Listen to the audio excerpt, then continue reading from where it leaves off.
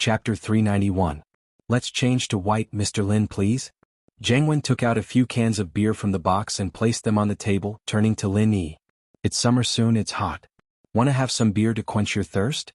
Drinking beer right off the bat, I don't think you're interested. Lin Yi said disinterestedly. You need to drink with a few people, it's not mineral water, what's there to quench your thirst for? Then let's drink together.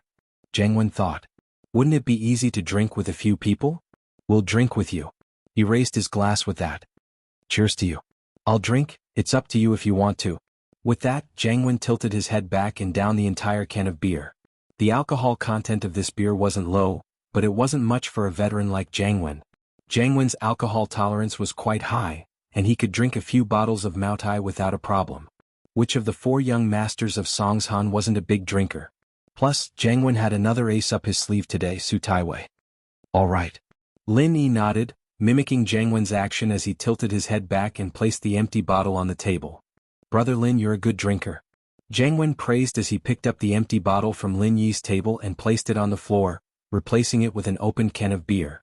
Jianghu wanted to check if Lin Yi had really drunk the beer in front of him, and calmed down after confirming that it was empty. Still, he mocked himself for thinking too much. This tactical nuclear penguin beer was rare, and he'd asked a friend to get it from abroad. A country bumpkin like Lin Yi must have thought that it was just some foreign alcohol, since foreign alcohol usually had a lower alcohol content. That was why he downed it in one gulp. But that was fine too. Let the country bumpkin drink as much as he wanted. Everyone would drink a can of beer with him and then they'd serve white alcohol. It wouldn't take long for Lin Yi to end up in the hospital. This beer tastes good? I've never seen this before? Lin Yi pretended to be curious as he read the words printed on the outside of the beer. Ah, that's right. It's expensive wine. Tai Zhao laughed heartily, afraid that Lin Yi would see the alcohol content on the bottle. Let's have another toast. Okay. Lin Yi nodded readily. Tai Zhao and Lin Yi finished their cans of beer in one gulp, and Jianghu nodded to himself. He felt like he'd seen through Lin Yi now. The guy was just a country bumpkin, a little smart but also a little greedy. Otherwise, he wouldn't have come out every time he was asked to eat. The way Lin Yi was drinking made Jianghu understand. The kid probably hadn't had much of a drink before. Now that there was a chance, how could he let it go? Originally, he was still thinking about how to trick Lin Yi and let everyone at the table take turns toasting Lin Yi. But now, there was no need to trick him anymore. What happened next surprised Jianghu even more. Lin Yi and Tai Zhao drank a can of beer at each other's mouth. They didn't seem to be sated anymore. They poured the empty cans into their mouths before putting them down reluctantly. Lin Yi's reaction was subtle and he didn't say much, but Jianghu saw it all. He was getting happier and happier. Actually, the taste is just so. There's nothing special about it. Lin Yi said faintly. Jianghu wanted to laugh out loud at Lin Yi's words. So. Why would you drink so fast? Was it because you didn't want to owe me a favor after drinking? But Jianghu didn't say that. As far as he was concerned, it didn't matter, as long as Lin Yi was admitted to the hospital. Brother Lin, a toast to you as well. Jianghu stood up and handed Lin Yi another can of beer. Thank you for what you did for Bro that day. Ah, you're welcome. Lin Yi couldn't hide his joy as he took the can of beer from Jianghu and downed it in one gulp. Will tactic. Ah, how creative. Lin Yi was feeling a little disdainful. If it weren't for the fact that he still had to stay in Songshan, Lin Yi wouldn't mind throwing these pieces of trash out of the window. He'd let them experience what it felt like to be a Superman. But now, at least on the surface, Lin Yi wouldn't cause any trouble for him. As a result, Jianghu and his group's plan was to watch a show. Taiwei came up after Jianghu went downstairs, but this time he had 4 cans of beer in his hands. He placed 2 in front of Lin Yi before opening the other 2. Brother, you saved Bro's life, that means you're my way bro's savior. 1 can of beer isn't enough to express my sincerity, so I'll use 2. But Lin brothers, you can do as you please. Lin Yi knew what the guy was thinking with one look. He knew that the beer was up to this point, and that they wouldn't be taking turns to get Lin Yi drunk. He was the last one left, and he had to take advantage of this opportunity. If Wei Bro can do it, then I'll do it too. Lin Yi thought to himself. Who called himself Wei Bro? Wasn't this guy a little too strong? And so Lin Yi purposefully pronounced the word, do it, 4 times, echoing Wei Bro's name. Wei naturally could tell that Lin Yi was playing a trick, but he had to drink with Lin Yi, and so he pretended not to hear anything. Alright, I'll drink first. 2 cans of beer went down Taiwei's throat as if he were drinking water. His face wasn't red, and his heart wasn't beating at all. On the other hand, it was the same for Lin Yi. Jiangwen and Tai Zhao looked at each other, a trace of shock in each other's eyes. It seemed like this Lin Yi kid had some alcohol tolerance. Thank goodness Tai Wei was here, otherwise they really wouldn't be able to do anything to Lin Yi. Seeing that this wasn't going to affect Lin Yi much, Jiangwen gave Gang Lu a look, telling him to move on to the next step of the plan, skipping the beer part. The alcohol content of the beer wasn't low, but it was still a far cry from white wine. Instead of drinking a belly full of beer, they might as well switch it to white wine. What if Lin Yi drank too much beer? It wouldn't be worth it if they didn't drink white wine. Brother Lin, you're a good drinker. I'm impressed.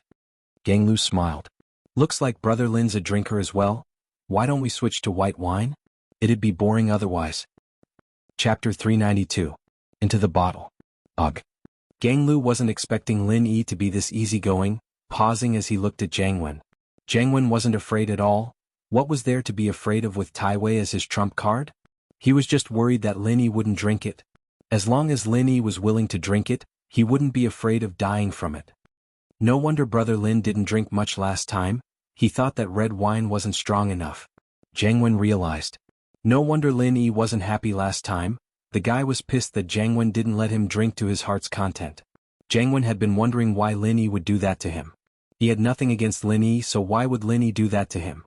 Lin Yi was just Mingyao's bodyguard, not her boyfriend. He was hired by Peng Zhan. All he had to do was take care of Mingyao's safety. Why would he care if Jiangwen pursued Mingyao or not? It was even more impossible to say that it was an unintentional grudge from before. If it was, why would Lin Yi save him at the theme park? As a result, Jiangwen couldn't understand why Lin Yi would do something like that to him. After thinking about it, this was the only reason. Lin Yi was here as his savior, and Jiangwen didn't let him drink to his heart's content. Naturally, Lin Yi would be angry, and so he vented a little. What happened last time, on the other hand, was quite a coincidence. Lin Yi didn't know that Sihua was here, and he didn't know that Jiangwen was going to call him miss. It had all happened out of the blue, and there was nothing planned about it. The more it was like this, the more it proved that Lin Yi didn't want to mess with him at all, and that it was an impromptu idea.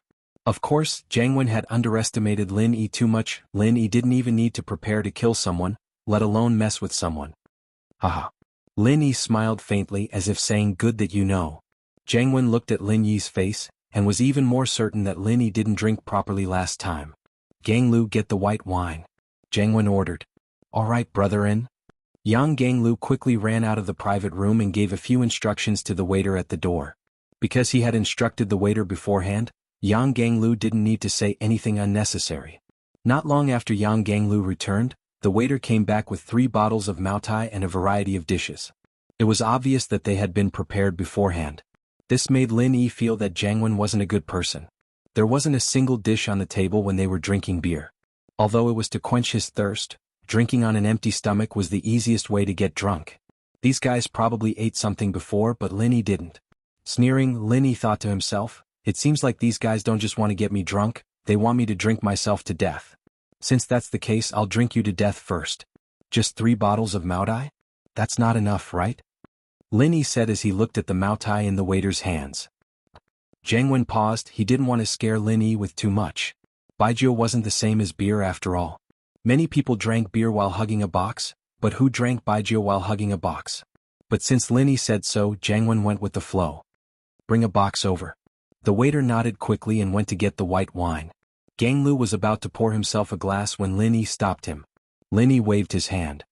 It's too troublesome to pour it out, just drink it from the bottle. Drink from the bottle? Jiangwen and Tai Zhao were a little dumbfounded. They'd never heard of white wine being drunk from the mouth. They were experienced drinkers, and it wasn't as if they'd never competed in drinking before, but this was a little scary. But just because Jiangwen and the others hadn't heard of it didn't mean that Tai Wei hadn't. His family was in the wine business, and the people he interacted with were all wine merchants. These people were even drunker than the wine jugs, and it wasn't unheard of for them to drink erguotu at food stalls. In order to deal with these merchants, Tai Wei had to accompany them to all sorts of events, and so he often went to food stalls. Looks like Brother Lin's a master as well.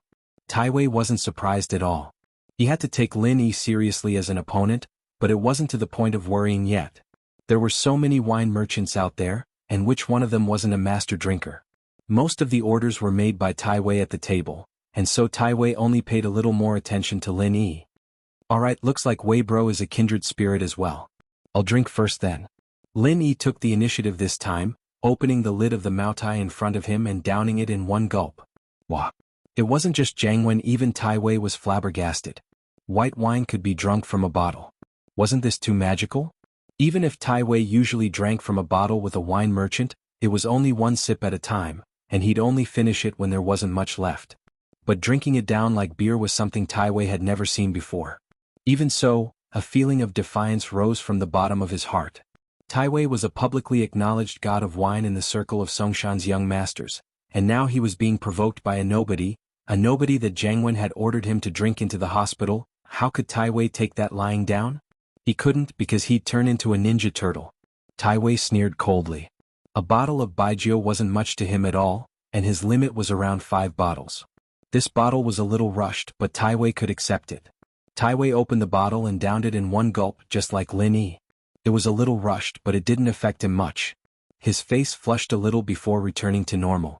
Although Tai Wei looked fine on the surface, his stomach was still feeling pretty bad. Even someone with a high tolerance for alcohol wouldn't feel good if he poured a bottle of baijiu down his throat, even if he didn't have an indestructible body. Good wine, let's try again. Lin Yi tossed the empty bottle aside and picked up another bottle of white wine. Ugh.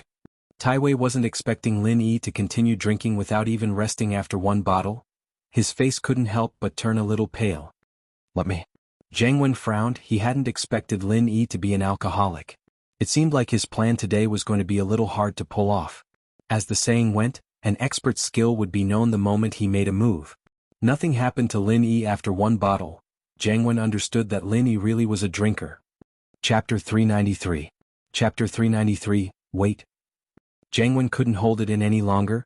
He spat it out and started coughing. Cough cough, cough cough.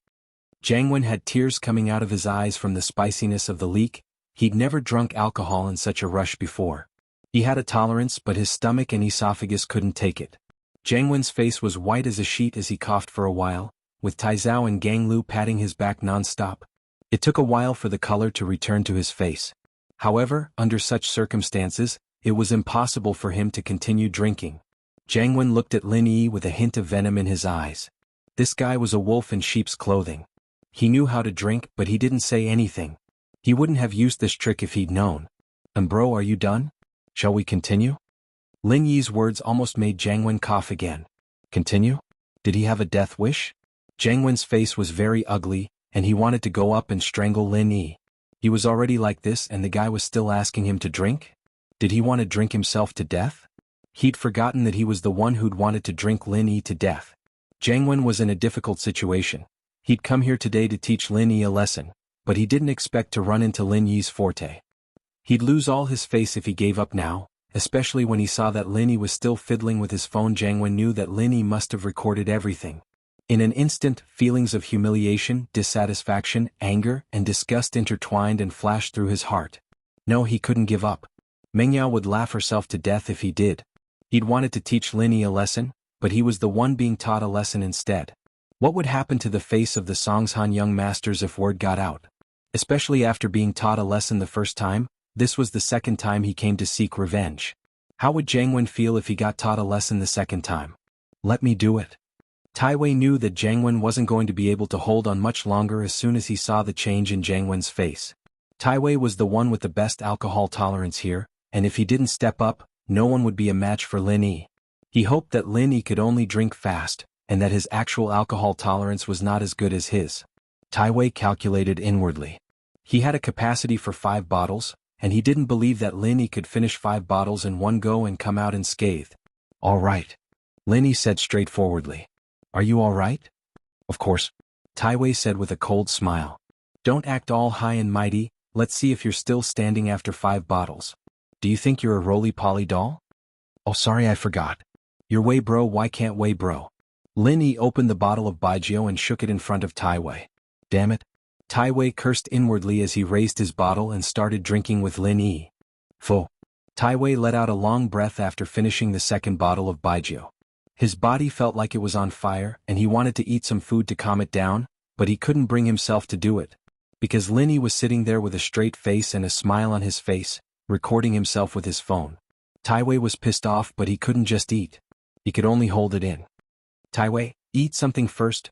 Weren't you complaining about being hungry before you came? The food's here now, eat while it's hot. Tai Zhao could tell that his brother wasn't in a good state, and helped him out without a word.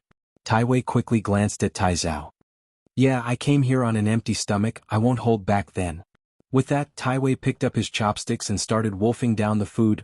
Lin Yi looked at the Tai Wei and Tai Zhao brothers in disdain, but didn't voice it out. Since Wei bro's already impotent. Oh, hungry. Then, Tai Zhao bro, do you want to continue on his behalf? Alright, I'll drink with you. Tai Zhao nodded. But I'm not a good drinker, huh? How about this, you drink it all at once and I'll drink it in 2 portions. Tai Zhao had seen Jiang Wen's pitiful state, and he didn't have Tai Wei's tolerance level. His tolerance level was about the same as Jiang Wen's, so he might as well be generous and admit that he couldn't hold his liquor, and drink it in 2 portions instead of making a fool out of himself. Sure, no problem. You can even drink half of it. Lin Yi cursed the Su brothers inwardly for being shameless, but he still said it generously. Tai Zhao's heart almost exploded with regret at Lin Yi's words. He could drink half of it? Why didn't you say so earlier? He wouldn't have to drink it in 2 portions if he had. But as shameless as Tai Zhao was, it wasn't to the point of shamelessness. He couldn't go back on his words now. Lin Yi, on the other hand, downed the bottle of Maotai without a change in his expression, and Tai Zhao drank it in 2 portions. He didn't spit the alcohol out like Jiang Wen, but he wasn't much better. He sat there motionlessly, evidently choked by the spiciness. His face was bright red and there were tears in his eyes. He was trying his best not to cough. Like a statue, he stood there motionless. In fact, Tai Zhao didn't dare move at all. He was afraid that he'd spit the alcohol out if he moved. Wei bro, I don't think your brother can do it. He's not as good as Wei bro. What do you think? Shall we continue? Lin Yi said as he looked at Tai Wei, who was eating as fast as he could. Alright, let's continue. Tai Wei nodded as he wiped his mouth. He'd eaten quite a bit just now and he'd recovered quite a bit. Another bottle shouldn't be a problem for him, but he understood now that Lin Yi's alcohol tolerance was higher than his. After all, Lin Yi had already downed 4 bottles. Lin Yi finished the 5th bottle without any suspense. Tai Wei went to rest and it was Gang Lu's turn. Gang Lu said shamelessly, I'll drink half of it, I really can't hold my liquor. I'll go first as a sign of respect. With that, Gang Lu raised his bottle and downed half of it, as if he was afraid that Lin Yi would go back on his words. Wait? Gang Lu put down the bottle before Lin Yi could finish. Oh, brother Lin, something's up? Gang Lu thought to himself. That had been a close shave. Lin Yi might have gone back on his words if he'd been 1 step slower. What he'd said to Tai Zhao earlier was probably just to piss him off. There was no way he'd let Tai Zhao off the hook that easily. And so, Gang Lu was very excited at his own cleverness. He was the strategist after all, and there was no point in saying anything else now. What do you want? What can you do? Chapter 394. How should I drink? Is that so? Brother Lin, tell me then. I'll pay attention next time. Gang Lu thought to himself. But it was too late. What I'm trying to say is that you can't hold your liquor well, so you should drink less. It's usually too much, 1/3 is fine. Lin Yi said. What? Gang Lu felt his blood rush to his head, and the alcohol rushed to his head as well. He almost passed out. 1/3 was fine. 1/3? Why didn't he say that earlier? What? Jiang Wen, Tai Zhao, and Tai Wei were all looking at Gang Lu with sympathy and indignation. It wasn't that Lin Yi didn't have the time to tell him. He could have said it when Gang Lu was drinking. There was no need to wait for him to finish before saying it. One thing was for sure. Lin Yi was toying with Gang Lu. No matter how much Gang Lu drank, Lin Yi would always say something to piss him off. As the saying goes, the onlooker sees the game more clearly than the onlooker. Gang Lu, on the other hand, couldn't see through Jiang Wen's ploy. He felt that he was a strategist, someone with superior intelligence, someone who specialized in scheming against people. But in the end, he'd never schemed against Lin Yi. How could he accept this? He didn't need to drink that much, and yet he'd stupidly drank half a bottle. What a strategist. Gang Lu's eyes were seeing stars, and the alcohol kicked in when he got angry, causing him to collapse on the table. Jiang Wen frowned. Wasn't this Gang Lu's mental fortitude a little too weak? How was he supposed to be a strategist like this? But everyone else at the table had taken turns drinking with Lin Yi, and the kid had drunk 6 bottles of baijiu already. Why was he still acting like nothing had happened? Did he grow up in a wine vat? But Jiang Wen couldn't just let it go. There was no way he was going to stop now that the fight had started. Wouldn't stopping mean he was admitting defeat to Lin Yi?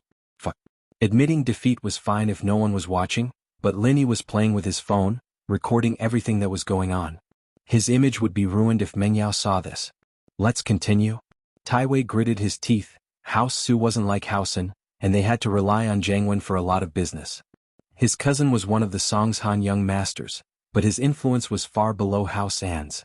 House An had some influence in the province, while House Su's was limited to Songshan. House An had some influence in the province, but House Su's was limited to Songshan.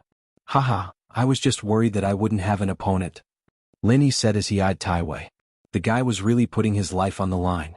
Tai Wei opened a bottle of Maotai, hesitating for a bit before asking, 3? His limit was 5 bottles, but that was limited to drinking slowly and steadily.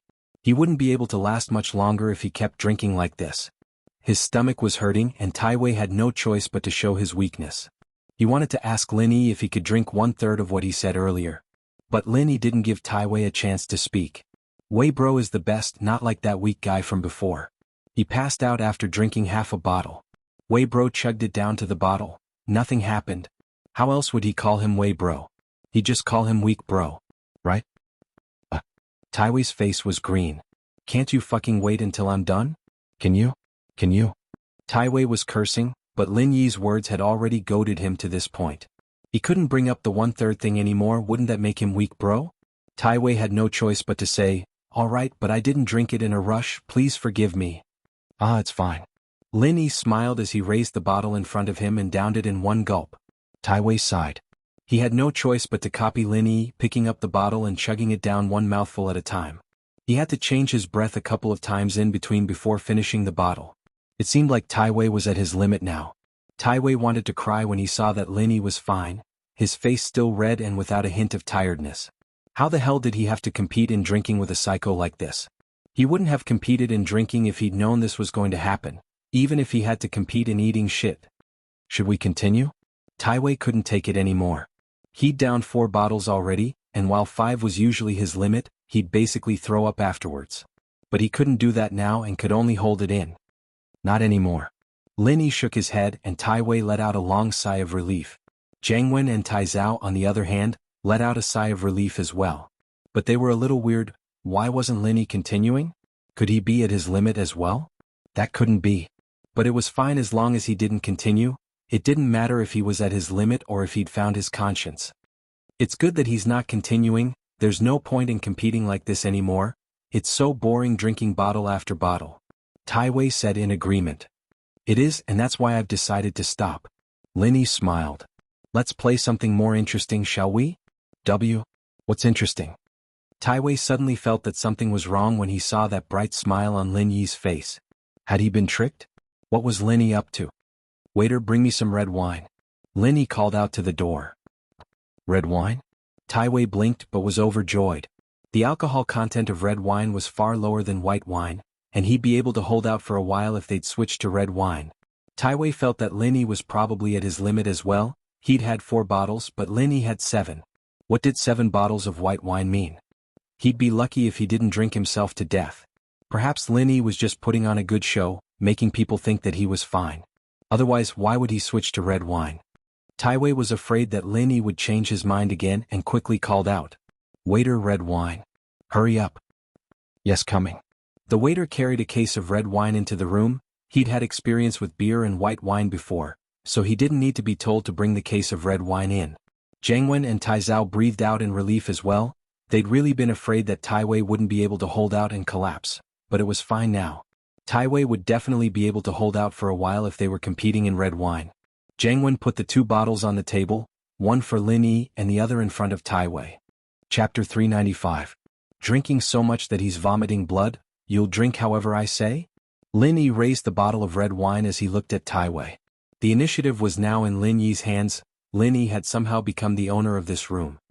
Yes, we'll drink however you say. Tai Wei nodded.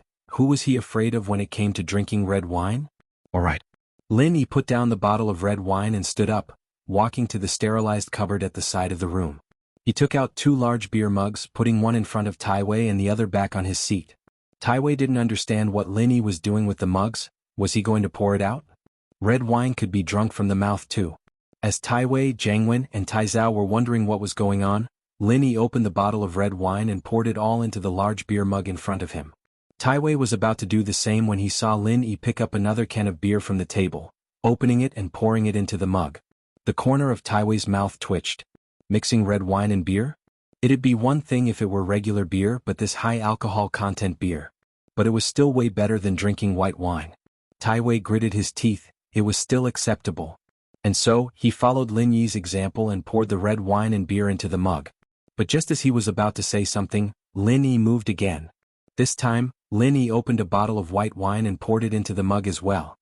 Wah! Tai Wei was dumbfounded. White wine. Red wine, beer and white wine mixed together. Wouldn't that kill him?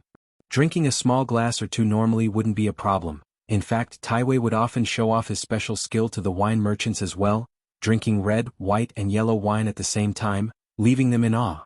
Tai Wei would enjoy it every time he did that, proud and arrogant. He was proud of his special skill. But now, Tai Wei's ultimate technique was nothing more than a joke in front of this huge mug of beer. Drinking a small cup was fine, but drinking such a large beer mug, wasn't that courting death? Lin Yi didn't care what Tai Wei was thinking. He picked up his beer mug and raised it at Tai Wei. Come on, let's continue. Tai Wei was so regretful he was about to explode. He'd thought that Lin Yi only wanted red wine, and that was why he'd said that he could drink whatever he wanted. But now that Lin Yi wanted this mixed wine, there was nothing he could do even if he didn't want to. Jianghu and Tai Zhao, on the other hand, didn't know what to do. They couldn't help Tai Wei at all, so they could only support him mentally. Lin Yi downed the entire mug of mixed wine in one go as he looked at Tai Wei with a smile. Tai Wei had no choice but to force himself to pick up his mug and finish it all in one go. Tai Wei's face was a mix of red and white after drinking it, and it was as fascinating as it could get. He clutched his stomach with one hand as beads of sweat formed on his forehead. Tai Wei felt like he was going to die, his stomach felt like it was going to explode, and he felt like he was going to break down at any moment. But he couldn't lose face. Absolutely not. Good Wei bro is indeed stronger than most people. Lin Yi nodded in praise. Haha. Tai Wei wanted to cry but no tears came out. He could only smile helplessly at Lin Yi's praise. He'd rather be a bad bro than Wei bro right now. Let's continue, it's more interesting this way. Lin Yi said as he went to get a few more bottles of red wine, putting a few in front of Tai Wei and a few in front of himself. Lin Yi continued mixing the mixed wine, and Tai Wei had no choice but to follow Lin Yi's lead. Lin Yi raised his mug, downing it even faster than water. Tai Wei took a deep breath and started pouring the wine down his throat as well, but he couldn't take it anymore halfway through. He felt like his stomach wasn't his anymore. It was squirming rapidly, and with a pft, he spat out all the wine he'd drunk earlier, mixed with a large amount of blood. Cough, cough, cough. Tai Wei started coughing loudly, spitting out large amounts of blood with each cough. Tai Wei, what's wrong? Tai Zhao jumped as he hurried over to support Tai Wei, patting his back lightly, but the coughing didn't stop. Tai Wei was still coughing out large mouthfuls of blood. Tai Zhao, get Tai Wei to the hospital. Jianghu frowned. He could tell that Tai Wei was at his limit today. He'd forced the last 2 glasses of mixed wine down his throat. It wouldn't have mattered if it had been regular baijiu, but it had to be mixed. How could he not be in trouble? I'm fine, I think it's stomach bleeding. Finally Tai Wei stopped coughing. He'd choked on the mixture of wine and blood earlier, which was why he couldn't stop coughing. Tai Wei waved his hand. I'll go to the hospital myself. Jianghu bro, cousin, I'll leave this to you guys. We'll send you. Tai Zhao was very worried about Tai Wei's condition. No, all my hard work would go to waste if I surrender now. Tai Wei shook his head, not wanting to surrender just like that. Alright, be careful. Jianghu sighed. Call me when you get to the hospital. Got it, and bro? Tai Wei endured the pain as he limped out of the room, running down the stairs quickly. Brother Lin, look, Tai Wei's got a stomach bleeding, shouldn't we drink a little more gracefully? Tai Zhao's eyes were filled with hatred as he spoke. Tai Wei was his cousin after all. How could he not be pissed off that he was in the hospital? Jianghu's face was dark as well, not smiling at all. He probably hated Lin Yi as well. Stomach bleeding? I think it's a stomach perforation. Lin Yi shook his head. Don't die. What? Stomach perforation? Tai Zhao was shocked. Why didn't you say so earlier? You didn't ask me. Lin Yi shrugged. I could have given him a massage, maybe it'd even stop the bleeding. It was only then that Jianghu and Tai Zhao remembered that Lin Yi seemed to know medicine, and that he wasn't weak at all. It was Lin Yi who'd saved Jianghu when he got food poisoning last time. Chapter 396. How could you bite the hand that fed you? You. Tai Zhao was filled with hatred as well, Why didn't you say so earlier if you could stop the bleeding? Why did you have to wait until Tai Wei was gone for a while before telling him that you did it on purpose? It was evidently impossible to chase after Tai Wei now, since he'd run out at top speed. He should be in a taxi by now, and they could only pray that he made it to the hospital safely. Haha, Brother Lin's right, we've all had too much to drink and forgot about that. Jiang Wen shot Tai Zhao a look, telling him not to do anything rash. Tai Wei didn't say anything else as he took in a deep breath to calm himself down. I'm going to the washroom, we'll continue later. Lin Yi stood up. This time he didn't choose to leave the room. Instead he walked into the washroom. He'd drunk so many bottles of wine, even water would have been enough for Lin Yi to go to the washroom. And bro, don't let this kid go so easily, Tai Zhao said in a low voice after Lin Yi entered the washroom. I'll make him pay for making Tai Wei bleed. Jiang Wen nodded. Plan B. Tell the waiter not to open the door no matter what happens in the room. Haha. I've been telling you that's a good move. Tai Zhao said happily as he left the room to give the waiter some instructions. Jiang Wen, on the other hand, made a call to his driver. Bring the inflatable doll up. Is it reliable? Is it effective? Tai Zhao was starting to worry again. Should work, Jiang Wen said. Sihua bro gave it to me, it'll be fine. He said it's the most advanced medicine called Invincible 80 or something.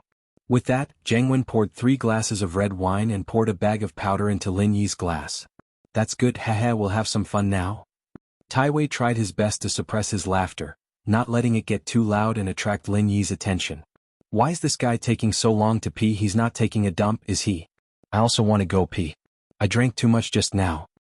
Now that you mention it, I'm thinking of going too. Jiang Wen frowned as well. Why was Lin Yi taking so long? Lin Yi had actually pulled up his pants a long time ago. He'd only been eavesdropping on Jiang Wen and Tai Wei's conversation in the washroom. A cold smile flashed across his face. These two hadn't given up yet, they still wanted to play tricks. Inflatable doll? This in Jiang Wen was too mean. Lin Yi pushed open the washroom door, acting like he didn't know anything as he waved his hand apologetically to Jiang Wen and Tai Zhao. I'm sorry. I drank too much so my stomach's a little watery. It's been a little long, haven't it? It's fine, we'll go to the washroom as well. Jiang Wen and Tai Zhao couldn't hold it in any longer as they stood up and ran into the washroom. Lin Yi smiled coldly. If these two hadn't been in a hurry to pee, he'd have done it in the washroom himself.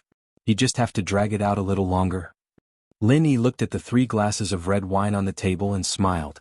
He quickly poured one of the glasses in front of Jiang Wen and Tai Zhao into the corner and took the other one in front of him. After doing all this, Lin Yi poured half of the red wine that Jiang Wen had tampered with into the empty glass and filled up the 2 glasses with the red wine before returning to his seat. After a while, Jiang Wen and Tai Zhao walked out of the washroom to see Lin Yi fiddling with his phone. They thought that he was going to record again, but Lin Yi said, "Let's drink a little more and eat. Miss Chu called me just now, telling me to go back as soon as possible." Jiang Wen and Tai Zhao looked at each other, overjoyed. There were 2 reasons for this. One was that they were thinking about how to get Lin Yi to drink a glass of red wine, and now Lin Yi was asking to solve it himself. The other was that Lin Yi was talking on the phone in the room, and they didn't hear anything in the washroom at all. This also meant that Lin Yi, who was in the washroom, couldn't hear what they were talking about in the room. This meant that their plan would be exposed. Alright, we'll do that then. I poured 3 glasses of red wine just now, and since Brother Lin said so, let's drink one last glass. Tai Zhao smiled as he raised his glass. I'll finish this first. Alright, it'll be the last glass then. Lin Yi nodded and raised his glass as well. Jiang Wen was overjoyed as well, and so the 3 of them finished their drinks and started eating.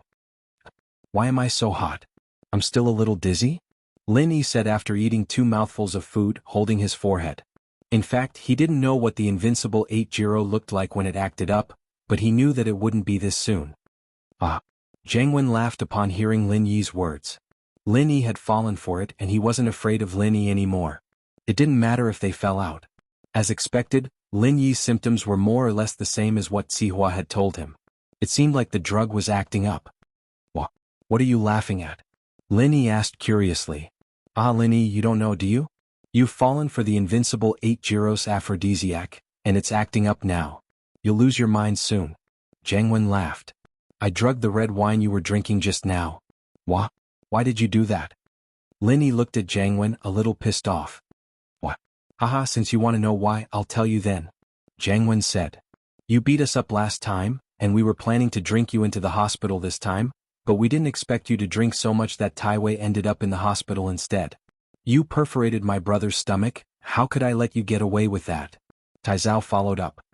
Lin Yi, the drug's going to get stronger and stronger and you'll feel really bad if you don't vent it out. But don't worry, and bro and I prepared a blow-up doll for you. Look at how thoughtful we are. You? Lin Yi's eyes were wide open as he looked at Jiangwen and Tai Zhao in disbelief. You two are treating me like this? Jiangwen, I saved your life, and not only do you not know how to repay me, you're even trying to hurt me. How can you bite the hand that fed you? Chapter 397. Save it for yourself. Someone knocked on the door at that moment, and Tai Zhao opened it to see Jiangwen's driver standing there with a silk bag in his hands, evidently the blow-up doll inside. Tai Zhao took the bag and turned to Jiangwen's driver. All right, tell the waiters to stay away, don't come any closer. Tell them not to come close no matter what happens in the room. Yes, Master Su. Jiangwen's driver nodded and went to do his work. Haha Lin Yi, I've prepared the blow-up doll for you. What do you think? Not bad, right? Tai Zhao said as he went to open the bag. Alright. I guess I'm unlucky. Have you guys heard of Mr. Donghua's story? Lin Yi sighed as he looked at Jiangwen and Tai Zhao. Mr. Donghua's story? What do you mean? Jiangwen paused, not understanding why Lin Yi was still in the mood to talk about Mr. Donghua's story at a time like this. You haven't heard of it either? Lin Yi looked at Tai Zhao. Lin Yi, the drug's about to take effect. You should think about how you're going to deal with it. Do you want the blow-up doll, or do you want us to find you a prostitute? Tai Zhao curled his lips, not answering Lin Yi's question. In his eyes, Lin Yi was now a prey for anyone to butcher. All he had to do was record a video of the drug's effect and he'd be fired by Meng Yao. Or maybe we can help you find a female pig. Jiangwen couldn't help but add, thinking that Lin Yi's story was completely ridiculous at this time. Ah. Tai Zhao started laughing at Jiangwen's joke as well. Lin Yi looked at the two with pity. Since you guys don't know, I'll tell you a story then. It's about Mr. Donghua and the wolf. Are you sick? Jiangwen looked at Lin Yi oddly. He didn't know if the guy was really stupid or not. The drug was about to take effect, and yet he still had the time to study Mr. Donghua and the wolf? Lin Yi ignored Jiangwen and started his story. Once upon a time there was a scholar named Mr. Donghua. One day Mr. Donghua had to go to a faraway place. On the way, a wounded wolf suddenly rushed in front of him and begged, Sir, I am being chased by a hunter. He has wounded me with an arrow. Please save me. I will repay you well. Although Mr. Donghua knew that wolves were bad by nature, he still felt sorry for this wolf. After hesitating for a moment, he decided to hide it in his book bag. After a while, the hunter caught up to them and realized that the wolf had disappeared. There was only Mr. Donghua sitting by the roadside. Hence, he asked Mr. Donghua, Did you see a wolf? Mr. Donghua said, I didn't see anything. The hunter didn't think that Mr. Donghua would lie to him, so he went to look elsewhere. The wolf heard that the hunter was far away, so it came out of the bag. However, it didn't go to repay Mr. Donghua. Instead, it pounced at Mr. Donghua, baring its fangs and claws. I'm hungry. Do another good deed, let me eat you. And then? That idiot Mr. Donghua got eaten by a wolf. Don't tell me you're that Mr. Donghua. Jiangwen naturally knew what Lin Yi was implying, but he didn't mind it at all. He started laughing loudly. No, the hunter came back and killed the wolf. Lin Yi said faintly. This proves that good will be rewarded, evil will be punished. It's not that the time isn't right yet. What do you mean? Jiangwen paused, vaguely sensing that there was something else in Lin Yi's words, but he couldn't figure out what Lin Yi was talking about. It's nothing, it's not that the time isn't right yet. Lin Yi smiled. What time isn't right yet? Lin Yi, what the hell are you mumbling about? What do you mean? Jiangwen was getting a little angry. The medicine. You two ate that invincible 80 thing, it's probably going to take effect soon, right? Lin Yi said. What invincible 80? How did we eat it? Didn't you eat it? Jiangwen paused.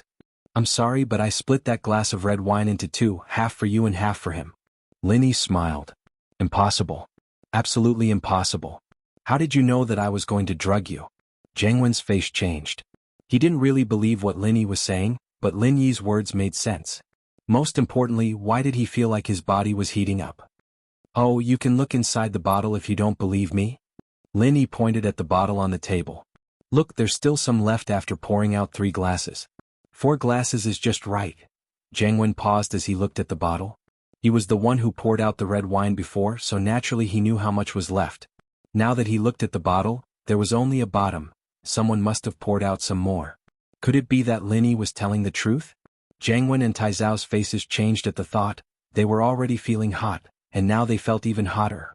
Bro, do you have the antidote? Taizao was starting to panic. No. Jiangwen shook his head and looked at Lin Yi with a venomous look.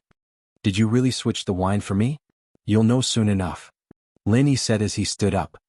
I'll keep the blow-up doll for yourself. I'm leaving. But don't take it, it'll be bad if we get into a fight. Before Jiangwen and Taizao could react, Lin Yi was already out of the room, locking the door from the outside with a metal wire. Jiangwen and his driver had told them not to have any waiters outside, and even Jiangwen's driver was standing at the end of the hallway.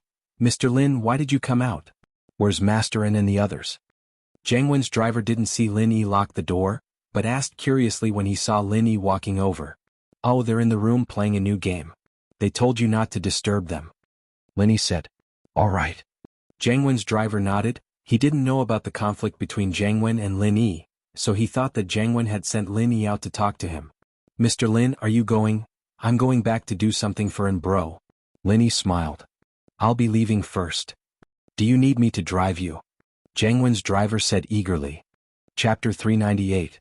Chapter 398. Kang Xiaobo's parents' attitude. Jiangwen, Taizao, and Ganglo's phones were all taken by Lin Yi, and so they were in the room, completely isolated from the outside world. They couldn't contact anyone outside even if they wanted to. He didn't know if their medicine would work, but even if it didn't, they'd probably be scared out of their wits, right? Jiangwen's driver sent Lin Yi off the car respectfully, watching as Lin Yi entered the villa before driving away. Shield bro, you're back? Hehe, Yao Yao missed you just now. Yushu said with a smile as she walked up to Lin Yi. Shu, don't say that. When did I miss him? Meng Yao frowned. I wanted you to call him and ask him if he's okay. Then do you want me to be okay? Lin Yi asked with a smile. Meng Yao wanted to say that of course she did, since that was what she'd been thinking as well. She'd agreed to let Lin Yi go eat with Jiangwen because she wanted to use Jiangwen to teach Lin Yi a lesson for trying to peek at her and Yushu's wishes today. But her anger had passed and Meng Yao didn't want Lin Yi to be okay. She wanted to see how Lin Yi was going to deal with Jiangwen.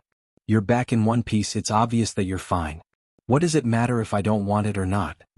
Meng Yao said faintly. Lin Yi was used to the Mrs. Cold exterior but warm interior. He smiled and didn't say anything. I'll let you guys watch the video, I'll go take a shower first. I reek of alcohol. Another video? Oh, that's great, I thought there wouldn't be one this time. Yushu excitedly took over Lin Yi's phone and started playing the video. Meng Yao said that she wasn't interested, but she still moved her head closer when Yushu started playing. Lin Yi went back to his room to take a shower while Yushu and Meng Yao sat on the sofa, watching a video. Yushu exclaimed when she saw Lin Yi drinking with the other four. Wow, Yao Yao Shil bro's so good. He can drink so much.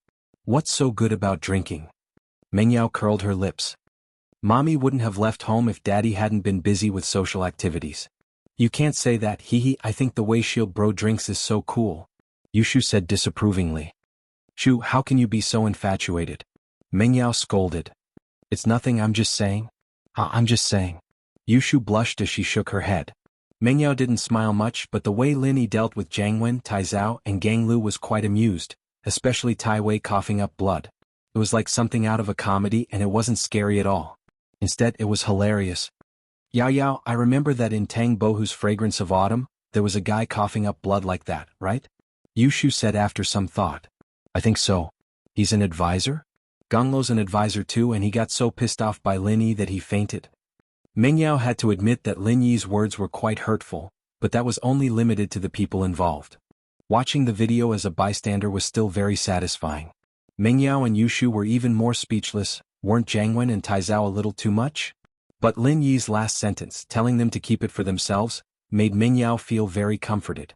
It seemed that Lin Yi wasn't that perverted after all, not even interested in a blow-up doll. Yao Yao, what does a blow-up doll look like? I've never seen one before, maybe we should go take a look sometime? Yushu suggested curiously. What are you looking at? Look at your ass. Meng Yao glared at Yushu, speechless.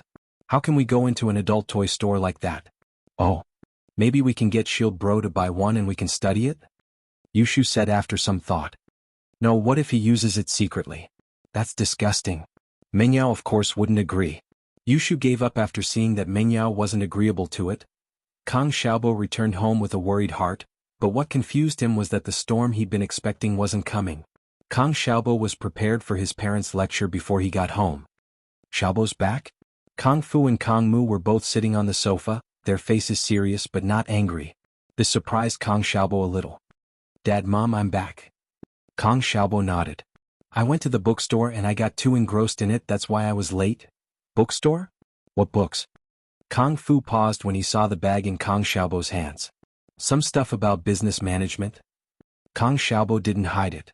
His parents would find out about it eventually, so he might as well tell them now in case they couldn't accept it later. Business management? Kang Fu couldn't help but frown. You're not buying books about studying but business management? Aren't you biting off more than you can chew? Are you stimulated by the banquet today and you want to make a career? But you haven't even been admitted to college yet. Why are you reading business management? Even if you learn it, do you think there are companies that want you? Even if there are companies that want you, aren't you just a small staff member? They are just small staff members after graduating from college. You haven't gone to college yet. Kang Fu opened a small tea house. The business wasn't good, but it wasn't bad either. He knew that it wasn't easy to make money, so when he heard that Kang Xiaobo wanted to learn business management, he immediately began to lecture. Yeah, Xiaobo, your father and I don't support or oppose the relationship between you and that girl. So you don't need to rush to make a career and prove yourself, Kang Xiaobo's mother said with a little concern. Dad, Mom?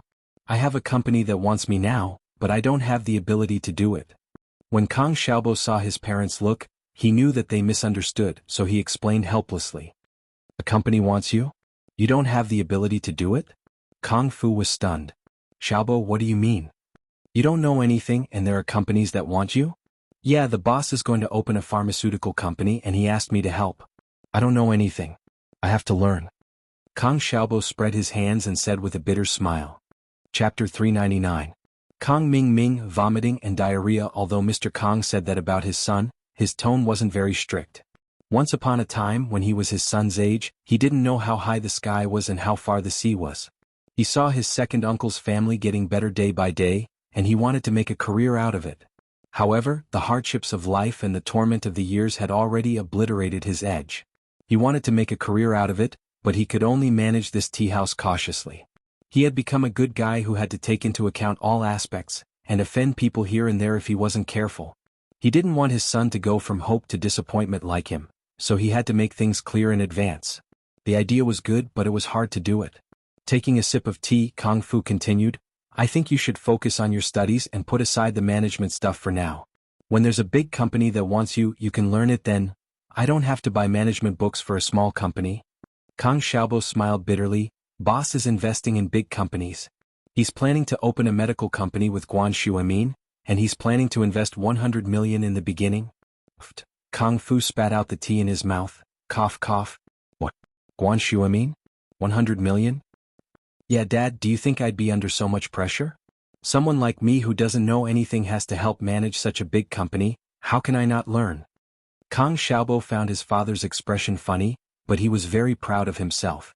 Didn't you say your son couldn't do it? So what if he couldn't do it? He had a good boss. My God, how much is 100 million? Kang Mu's eyes widened as well. Your dad's tea house is at most a few million, and that includes the house. Father Kang glared at Mother Kang and said, You might think 100 million is a lot, but in my uncle's eyes it's nothing. His family's business is worth at least 1 billion. However, investing 100 million in a company in the early stages is considered a big company. Xiaobo, if you really can't do it, then don't force yourself. What will you do if you lose their money for nothing? That second uncle of yours? Look at his attitude towards our Xiaobo today. What a piece of trash. Kang Mu didn't think so. Xiaobo, Mom supports you. Since your eldest brother trusts you so much, you should repay him well. Make a career and show your second grandpa's family. And I know. Kang Xiaobo clenched his fist. Boss told me the same thing. At this point, Mr. Kang couldn't say anything more. He could only silently bless and support his son. Xiaobo, since you've made up your mind, do it well. Don't let us down. Well, then I'll go back to my room first. Today's events have given me too much psychological impact. One after another, I feel like I'm dreaming. I need to digest and sort it out. Kang Xiaobo said with some embarrassment. Mr. Kang nodded, but he smiled bitterly in his heart. Not to mention a child like you, even a person like me who has been through a lot, Would be so shocked that I almost dropped the teacup in my hand when I heard this news from you. After Kong Xiaobo left, Kong Mu's face was filled with excitement. I said that our son is amazing. Look, isn't our family going to have a comeback? Let's see if your second uncle still has to look at us in the eye. Guan Shuamin, Miracle Dr. Guan, is much better than your second uncle, that half-baked miracle doctor. Nothing has been set in stone yet. Why are you saying all this? Moreover, you can only encourage him, not praise him. Kids are easy to get carried away. Don't make Xiaobo's ego inflate. It will be disadvantageous to him. Kung Fu said seriously. Don't talk about this anymore. We'll just watch silently. All right, I'll listen to you. Kong Mu nodded. She naturally understood that what Kung Fu said was right. Old Kong, why don't you ask about Xiaofan? Don't you want to talk to your son? You should at least ask what's going on, right? Since he doesn't support or oppose it, why ask so much? Kung Fu shook his head. Think about it. I think half of Xiaobo's motivation comes from that girl. So why should we care so much? If Xiaobo really becomes outstanding one day, Xiaofan will be the hero. If he wants to break up with Xiaofan, we won't agree to it. But on the other hand, if she leads Xiaobo astray, we have to break them up no matter what. What you said makes sense. Now that you said it, it does make sense. Kong Mu nodded. Then we won't say anything else. At night, Kong Ming found out that he started to vomit and have diarrhea. At first, it scared the Kong family as they thought he was poisoned. Dad, I said that Kong Xiaobo must have bad intentions. He sent us poison. Kong Tsuepu saw his son suffering. His eyes were red. He had the urge to kill Kong Xiaobo. Dr. Kong frowned. He looked at Kong Ming who was lying on the bed. He was puzzled. Was Kong Xiaobo really not afraid of anything? He sent a poison without any hesitation? Xiaoming, how do you feel? Do we need to go to the hospital? Dr. Kong looked at his grandson and asked worriedly. Although he didn't love his grandson as much as his eldest grandson, he was still his grandson. How could he not feel heartache? Grandpa. Kong Ming squeezed a smile on his pale face. I feel like my body doesn't belong to me anymore. I feel like I'm floating. If I die, will I be considered a hero of the Kong family? You can't die. You are now a hero of the Kong family. Dr. Kong was touched. Whether it works or not, I will give you 5% of the Kong family shares as a reward. Thank you, Grandpa. But I don't need it. Just give it to my dad. Kong Ming said intermittently. Xiaoming, don't scare Dad. If you die, what use do I have for the shares? Kong Tsuepu heard Kong Ming's words and jumped at him. Xiaoming, why don't we go to the hospital? You can't stay like this. Tsuepu was panicking when Kong Xiaoming blinked at him. We can't. We can't go to the hospital, we can't let people know that we picked up Xiaobo's pills again, they'll laugh at us. I can't do that even if I die, we can't lose face for House Kong. Tsuepu said. Chapter 400. It really works, but he didn't say it aloud. He pretended to be pitiful, trying to get Dr. Kang's sympathy and get some benefits for himself. Tsuepu and Kong Ming were the same kind of people, both sly and cunning. The father wouldn't have given a fake ginseng, and the son a fake prescription otherwise. So, Kong Tsuepu immediately understood what Kong Xiaoming was implying. Kong Xiaoming was fine, he was just pretending. Tsuepu didn't show it on his face, but he was praising his son on the inside. The pupil had surpassed the master and was even more devious than he was. Good kid, truly a good kid. Dr. Kong couldn't help but cry at Kong Ming's words. Xiaolong, if you can't go to the hospital, why don't you take a look at Xiaoming and check his pulse? All right, Grandpa. Xiaolong looked at Kong Ming's acting with cold eyes. As his cousin, he knew exactly what kind of person Kong Ming was. He was a schemer and a coward since he was young. Why wouldn't he go to the hospital if he really couldn't make it? Xiaolong guessed that Kong Ming was most likely faking it. But he couldn't say it aloud. It wasn't the right time to say such things, but Xiaolong was a little jealous of Kong Ming. He was the genius of the family, his grandpa's favorite, but Kong Ming got lucky and ate a pill that made him the center of attention. If he'd known this would happen, he'd have taken it himself. Of course, if Xiaolong had asked to test the pill himself, Dr. Kong wouldn't have agreed. Xiaolong was the future of House Kong after all. Even if he knew that the pill wouldn't kill him, Dr. Kong wouldn't risk letting Xiaolong try it.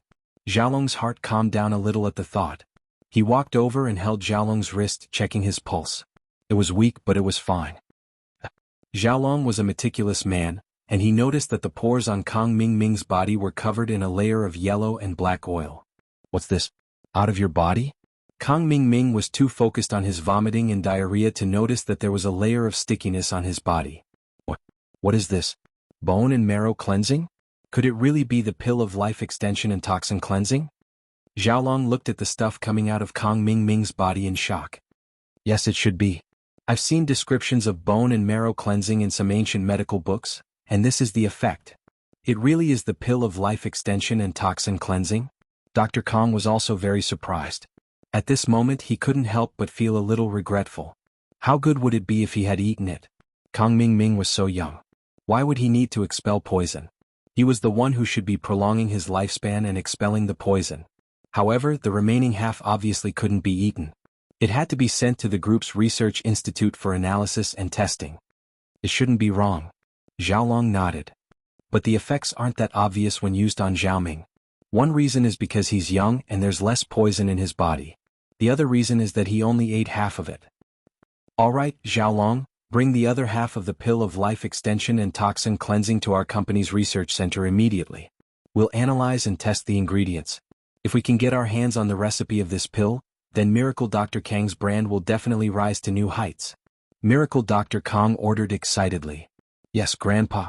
Xiaolong nodded, smiling bitterly on the inside. It wasn't that easy to analyze the ingredients. It'd be fine if it were just regular ingredients, but if there were some strange herbs added in, there was basically no hope of getting anything out of it. In the intensive care unit of a high-end hospital in Donghai City, an old man lay weakly on the bed. In the outer room of his ward, a square-faced man was discussing with the doctor in a low voice. If my father doesn't have a kidney transplant, how long can he last? Less than a month. The doctor shook his head. We've done our best. What's the hope of getting a kidney transplant? The man asked. This man was Fatty Lai's brother, Changtian. It's okay to spend money. Mr. Lai, forgive me for being blunt, but Mr. Lai's condition is very bad. If we get a kidney transplant right now, I'm afraid he won't even be able to get off the operating table. The doctor said honestly. With your family's wealth, finding a suitable kidney isn't a problem. If we don't have the proper channels, there's the black market. But this isn't a problem of money. Doctor, can you think of something else? Chang Tian hesitated. How about we wake him up? It's not like he's in a coma, right? Chang Tian didn't really care about his father's well-being, but the problem was that his father didn't leave a will before he fainted. If his father passed away just like that, then he'd have to split the remaining assets with his brother. He wasn't willing to accept this. He'd invested a lot more time and effort into the company than his brother. Chang'e was only in charge of real estate and trade. Of course, these two industries were already highly profitable in the eyes of others, but Chang Tian was in charge of manufacturing. Compared to real estate and trade, electronic manufacturing with a large industrial park was the group's core industry. Even if the real estate and trade sectors were separated and given to Chang'e, it wouldn't hurt the group at all. But Chang Tian was afraid that his brother would fight for control of the industrial park. This was something Chang Tian didn't want to see, so he had to make his father wake up and leave a will. His father wasn't muddle-headed. He definitely didn't want to see the electronic industrial park he'd created split apart because of family infighting. The best solution was to leave the real estate and trade subsidiaries to Chang'e. He could also give Chang'e a portion of the electronic industrial park's shares, but he wouldn't have the decision-making power, and the shares couldn't be sold at will. If he wanted to sell them, they could only be sold to him at market price. This was Chang Tian's plan. The conditions weren't too harsh, and he believed that his father would agree to his suggestion for the sake of the industrial park's prosperity. But if his father passed away just like that, Chang Tian couldn't guarantee that his brother wouldn't try to take over. Wake up. That's possible, but after he wakes up, he probably won't be able to make it. The doctor understood what Chang Tian meant, so he explained. Let me think about it. Chang Tian frowned. He didn't know if he'd have time to make a will the moment he woke up. As they were talking, the door to the ward was pushed open and Chang'e or Fatty Lai rushed in. Good news, good news. Dad can be saved. Chapter 401. The non-mainstream girl brother, Dad's saved. I found the elixir, give it to him now. Fatty Lai was beyond excited, the fat on his body jiggling as he spoke with a cigar box in his hands. Chang'e, what do you mean saved? What elixir did you find? Chang Tian frowned. You didn't run into some scammer who gave you a pill of strength, did you? It's not a strength pill nor a scammer. Fatty Lai shook his head. It's really something good. Brother, go get some warm water, I'll give it to Dad. Nonsense. What if Dad dies from it? Why are you bringing everything here? Chang Tian humphed coldly as he reached for the thing in Chang'e's hands. The doctor saw that it was a quarrel between the two brothers and didn't want to get involved. He turned to leave, but Chang Tian didn't seem to have any intention of letting him go. He pointed at him. The doctor is here, ask him if that strength pill can be eaten as he pleases. The doctor was sweating profusely, not knowing how to answer Chang Tian's question. How could he just say something like that? Sure, the strength pill couldn't be eaten, but what if Fatty Lai managed to get some special medicine from a famous doctor? It was a difficult situation for him to handle. If he said no, and the medicine was proven to be effective, wouldn't he have to bear the responsibility? If he said yes, what if someone died from it? The doctor hesitated for a long time before replying. Everything has its risks and not all elixirs are scammers.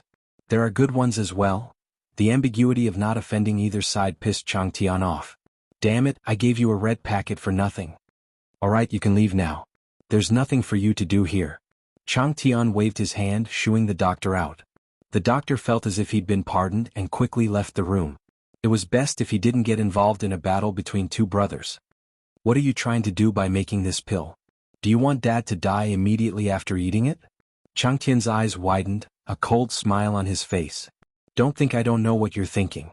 You just want Dad to die quickly so you can fight me for control of the industrial park, right? I'm telling you that's impossible. I've put a lot of effort into the industrial park. I'm 5 years older than you, and I've been working in the industrial park since I was 20 years old. I won't give it up so easily. Let me tell you, don't even think about it. Even if Dad wakes up, he will only give you 30% of the shares. The real estate and trade are yours. You better not get involved in the industrial park. I want Dad to die? Don't force me to say some things. I heard the conversation between you and the doctor from the door. Don't you want Dad to write you a will when he wakes up? Fatty Lai smiled coldly. Since you've already shed all pretense of cordiality, don't blame me for being impolite. I'll say it here, I'm giving Dad this pill because I want him to recover. As for that industrial park of yours, I'm not going to get involved. If Dad doesn't leave a will, I don't want it either. Just like you said, give me 30% of the shares and I'll split up with the real estate and trading companies. Oh. Chang Tian paused, a trace of joy flashing through his eyes. Alright, words alone are no proof. Let's write it down. Once I write it down and you sign it, you can give Dad whatever you want. I don't care anymore. It's a deal. Fatty Lai's eyes flashed with coldness. This brother of his was too heartless. He didn't care about his father's life or death at all. All he cared about was getting control of the industrial park. Chang Tian had a general outline of the contract in his mind, so it didn't take long for him to come up with one. For a veteran in the business world like him, it wasn't hard to come up with a strict contract in a short amount of time. At the same time, Fatty Lai wasn't stupid. He looked at the contract his brother had written for him, and there were no problems with it. He signed it right away. Alright, do whatever you want. Chang Tian put away the contract in satisfaction, his face full of joy. Fatty Lai didn't care if his brother was cold-blooded or not. He quickly ran into the room and carefully put the pill into his father's mouth. He then melted it with some hot water and fed it to his father. Chang Tian stood on the side recording the scene with his phone. He smiled coldly in his heart. If something really did happen to his father, this video would be enough to prove that Fatty Lai was the murderer. Even if it wasn't intentional, it was still a mistake. Forget about fighting for the inheritance, he'd be lucky if he didn't end up in jail. One had to say Chang Tian was a very sinister man. He wasn't completely at ease after signing the contract, afraid that Fatty Lai would go back on his word. Fatty Lai waited on the side for the results after giving Elder Lai the pill, but the old man didn't seem to have any reaction at all. Chang Tian watched Fatty Lai's every move with a cold smile on his face. What kind of *T pill from God knows where could wake someone up? What kind of joke was this? Chang Tian didn't believe that such a stupid thing existed in this world. Ever since the old man had fallen unconscious, who knew how much money they'd spent to no avail? Naturally, Chang Tian didn't think that a miracle would happen. If you want to stay here, then stay here. I'm leaving. Lai Chang Tian had already gotten the result he wanted. It didn't matter if the old man woke up or not. If he was right, this pill would only bring harm to the old man. Who knew the old man's wails would be heard the next day? Monday, Songshan's first school's entrance. A group of people stood in a neat formation with Pin Liang and Zhou Ruoming among them. From the looks of it, they were welcoming someone, but what kind of person could make Pin Liang and Zhou Ruoming line up to welcome? If one looked closely, they'd realize that other than Pin Liang and Zhou Ruoming, the rest of the people in the group were all troublemakers in the school. They weren't as famous as the Big Four, but they were still famous people. For example, the 12th grade gangster Kong Xiaobo had run into last time. Yudafa was standing in the group as well. An Audi TT slowly stopped in front of the school. The driver was a young girl with a pair of sunglasses on her delicate face. Her hair was combed to the side, and it was a very non-mainstream style. "Welcome back to school, Feng sis." Other than Pinliang and Zhou Ruoming, the other students greeted and bowed when they saw the girl in the Audi. Chapter 402. The Last of the Big Four. The invincible beauty of the universe, Big Sis Xiao Xiao. The group sweated, but they repeated it anyway. Lil Sis Xiao Xiao is back. Zhou Ruoming and Pinliang didn't really want to welcome Xiao Xiao, but they had no choice. They had to come. Xiao Xiao had only been in middle school for a month or so, but her name had spread far and wide. Even Zhou Ruoming and Pinliang didn't dare mess with her, otherwise she wouldn't have become the fourth of the Big Four as a girl. The reason why she was the last of the Big Four wasn't because she wasn't strong. Quite the contrary, she was even fiercer than Pinliang and Zhou Ruoming. Drinking, racing, fighting, and using knives in the first year. This fierce girl was the last because she was the youngest. Fortunately, Xiao Xiao left soon after and became a legend in the school. Otherwise, Zhou Ruoming and Pinliang would have been crushed by her. Being suppressed by a little girl, where would their faces go? How could they endure this? It wasn't easy for the fierce girl to leave, and after a few years of freedom, Lin Yi came along and crushed them. But because of Lin Yi's existence, Zhou Ruoming and Pinliang didn't mind Xiao Xiao's return at all. They really wanted to see what would happen when the fierce girl fought with Master Lin. Would the Feng girl castrate Lin Yi with one slash? Zhou Ruoming and Pinliang were looking forward to it. Why is it still you guys? Hasn't there been any strong characters in Songshan's first school these past few years? Xiao Xiao probed. There is, but he doesn't give a shit about us. I won't lie to you, Lil Sis Xiao Xiao, he took care of me in Liangzi, and Songshan's first school is his world now.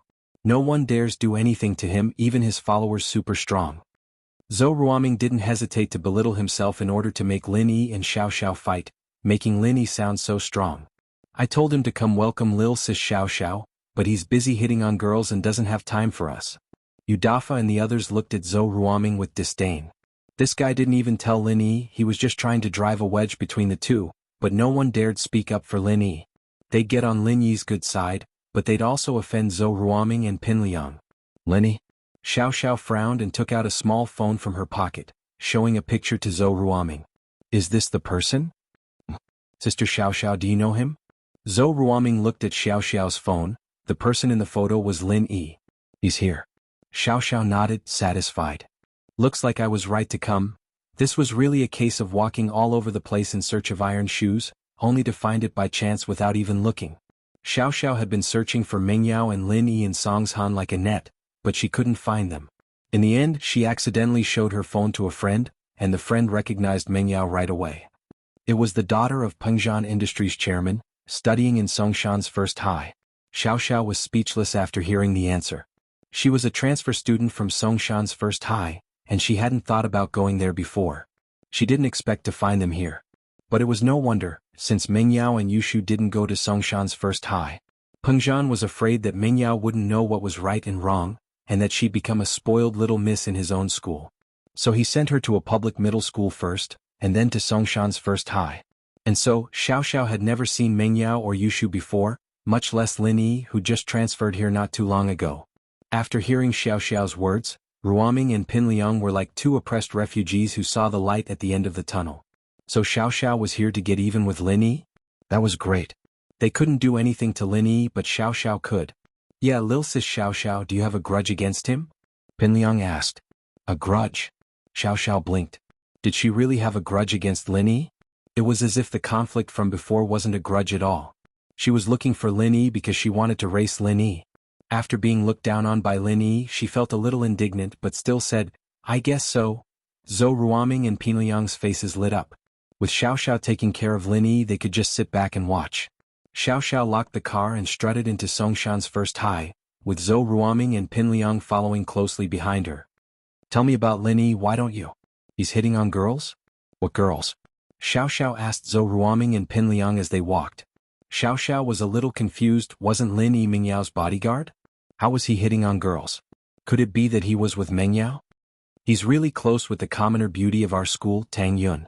She didn't come from here in middle school, she only came here in high school, Pinliang said. She's Ming Bro's latest target, but Lin Yi beat her to it. Oh. Xiao Xiao blinked, not expecting Lin Yi to really come to school to hit on girls, and it was Zhou Ruoming's target too.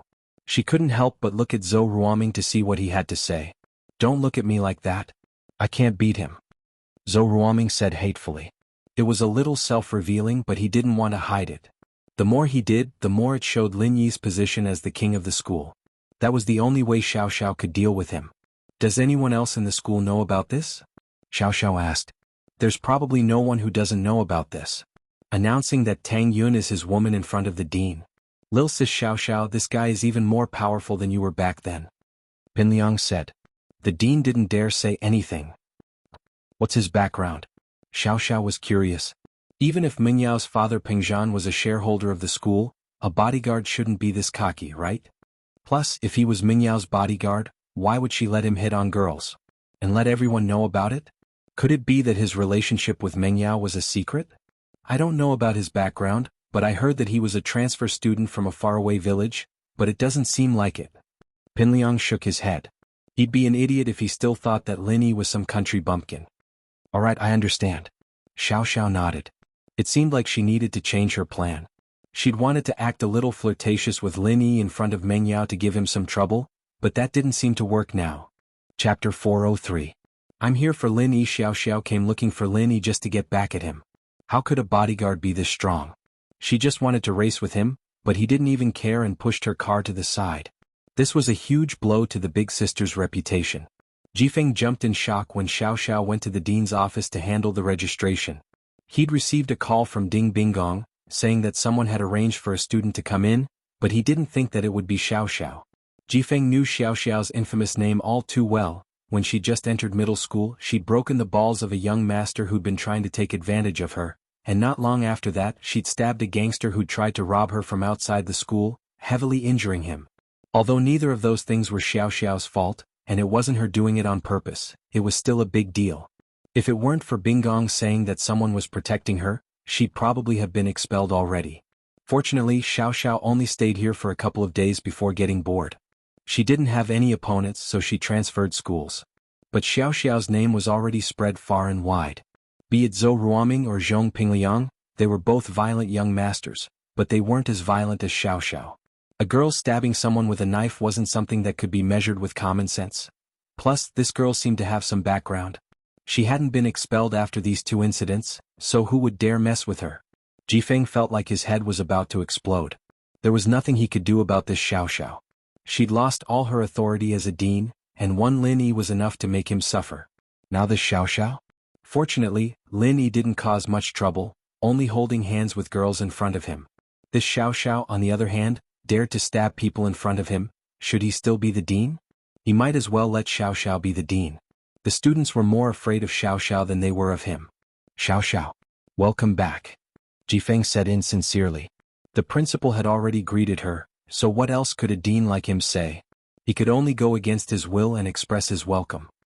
Mr. Wang, you don't seem to welcome me very much, do you? Xiao Xiao grinned at Jifeng. How can that be? Wang Jifeng smiled bitterly. He was a failure as the academic affairs dean. Don't worry Mr. Wang, I'm here to look for someone, I won't cause you any trouble.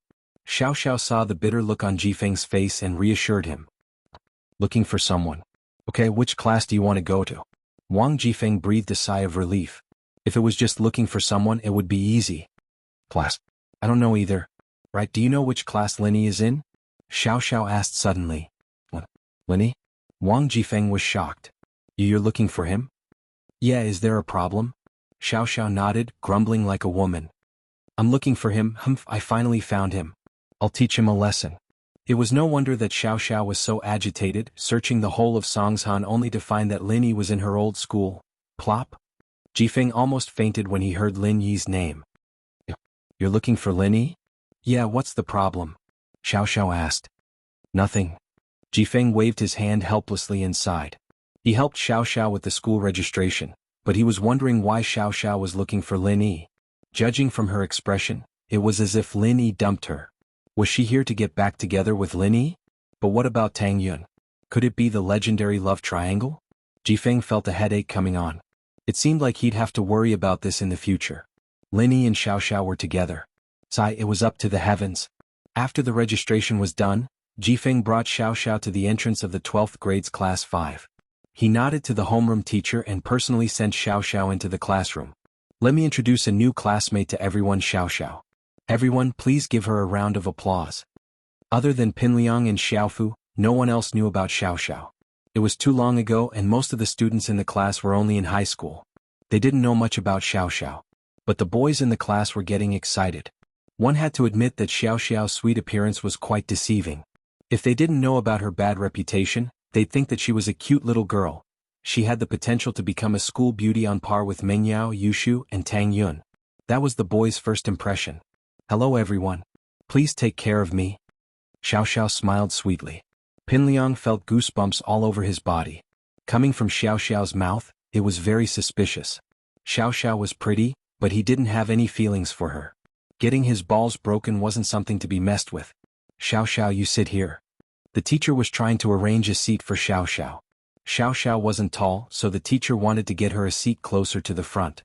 The students who transferred here at this time were usually here to study and prepare for their final exams, and this Xiao Xiao was sent here by the dean himself.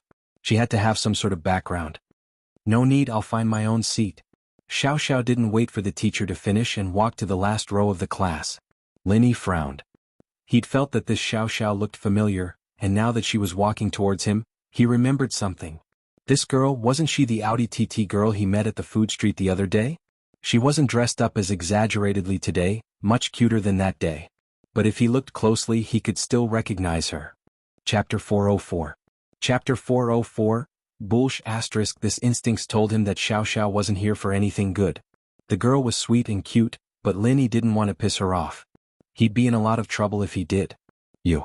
Xiao Xiao was pissed off at Lin Yi's words. She was a super beautiful girl in the universe, wasn't she? Why was she being called an idiot by this guy?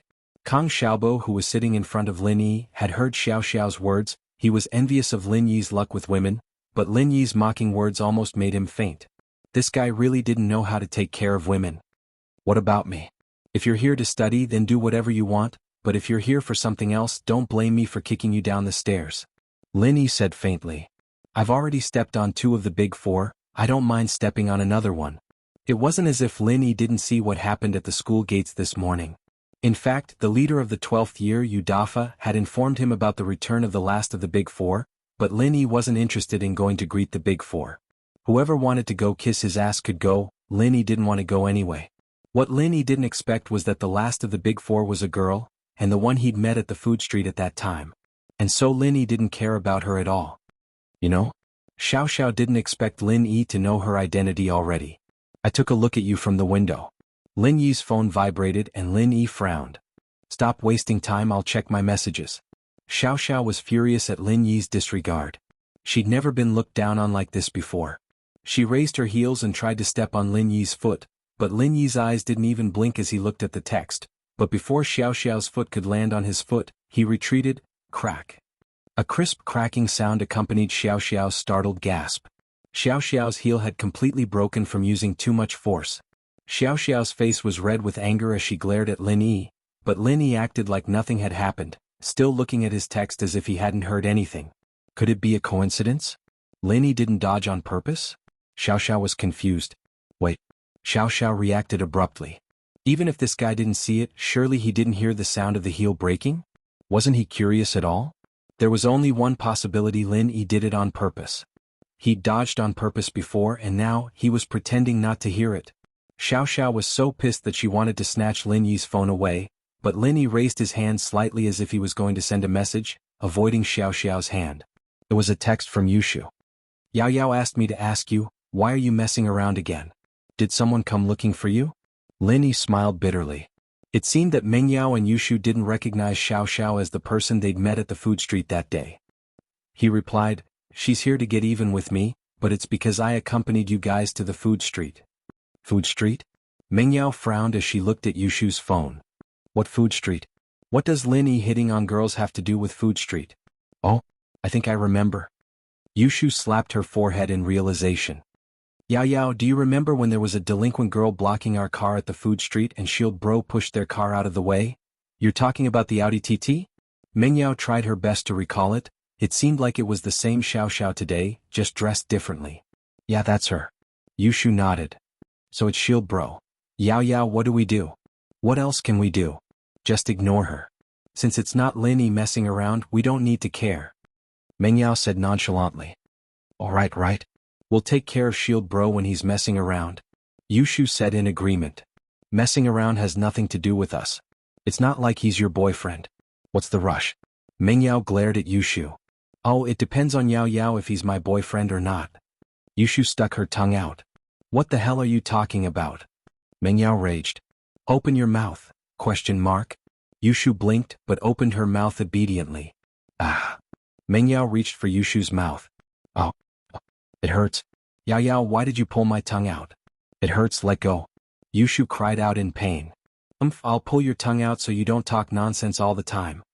Meng Yao naturally wouldn't actually pull her tongue out. She was just trying to scare her. I won't do it again. I won't talk nonsense anymore. It hurts, Yao Yao, you really did it, it hurts. Yushu covered her mouth, almost crying.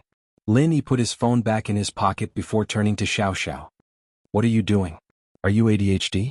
Hey, is Meng Yao jealous? Xiao Xiao might look violent on the outside, but she was actually a very sensitive person. She looked at Meng Yao after Lin Yi sent the text, and saw that Meng Yao had lowered her head.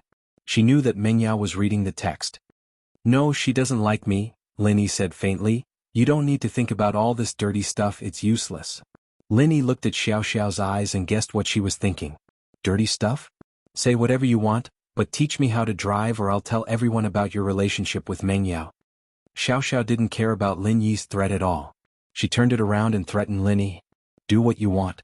What other people don't know can only affect Meng Yao, it doesn't matter to me at all. Lin Yi shrugged. I don't care if you're willing to make an enemy out of yourself, but don't think that Meng Yao's a pushover. She's got a Yushu with her and she's even stronger than you are. You'd be dead before you know it. Xiao Xiao glared at Lin Yi hatefully. Her threat didn't work, so she could only give up. She'd never met Yushu in person before, but she'd heard of her name a long time ago. Her brother was the head of the Songshan 4 and he was way higher than her, a big 4. Xiao Xiao didn't want to provoke someone like that unless she had a huge grudge against him. She wanted to scare Lin Yi into submission, but he didn't care. Chapter 405. Giving you advice, she's been wanting to kick me out for a long time, but did I? Lin Yi looked at Xiao Xiao like she was an idiot. Her dad's the one paying my salary, not her. Can you stop asking stupid questions like that in the future? Just tell me, are you going to teach me how to race or not? Xiao Xiao humphed. I don't know how to race. Lin Yi shook his head. I just got my license this month.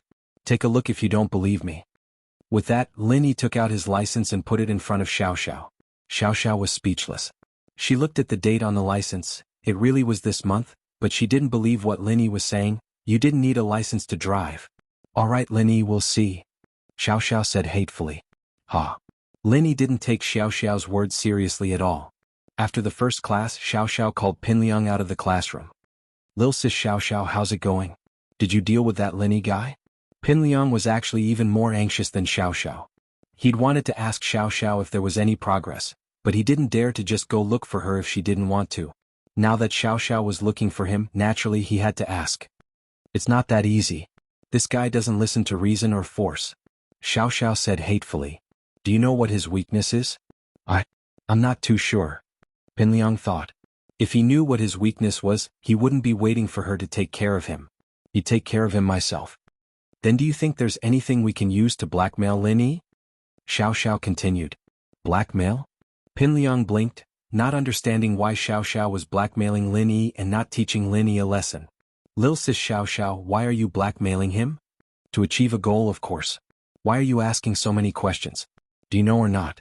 Xiao Xiao frowned impatiently, evidently not wanting to talk about this topic with Pinliang. You're talking about blackmail. I can't think of anything right now. Maybe I'll go back and think about it, then talk to you?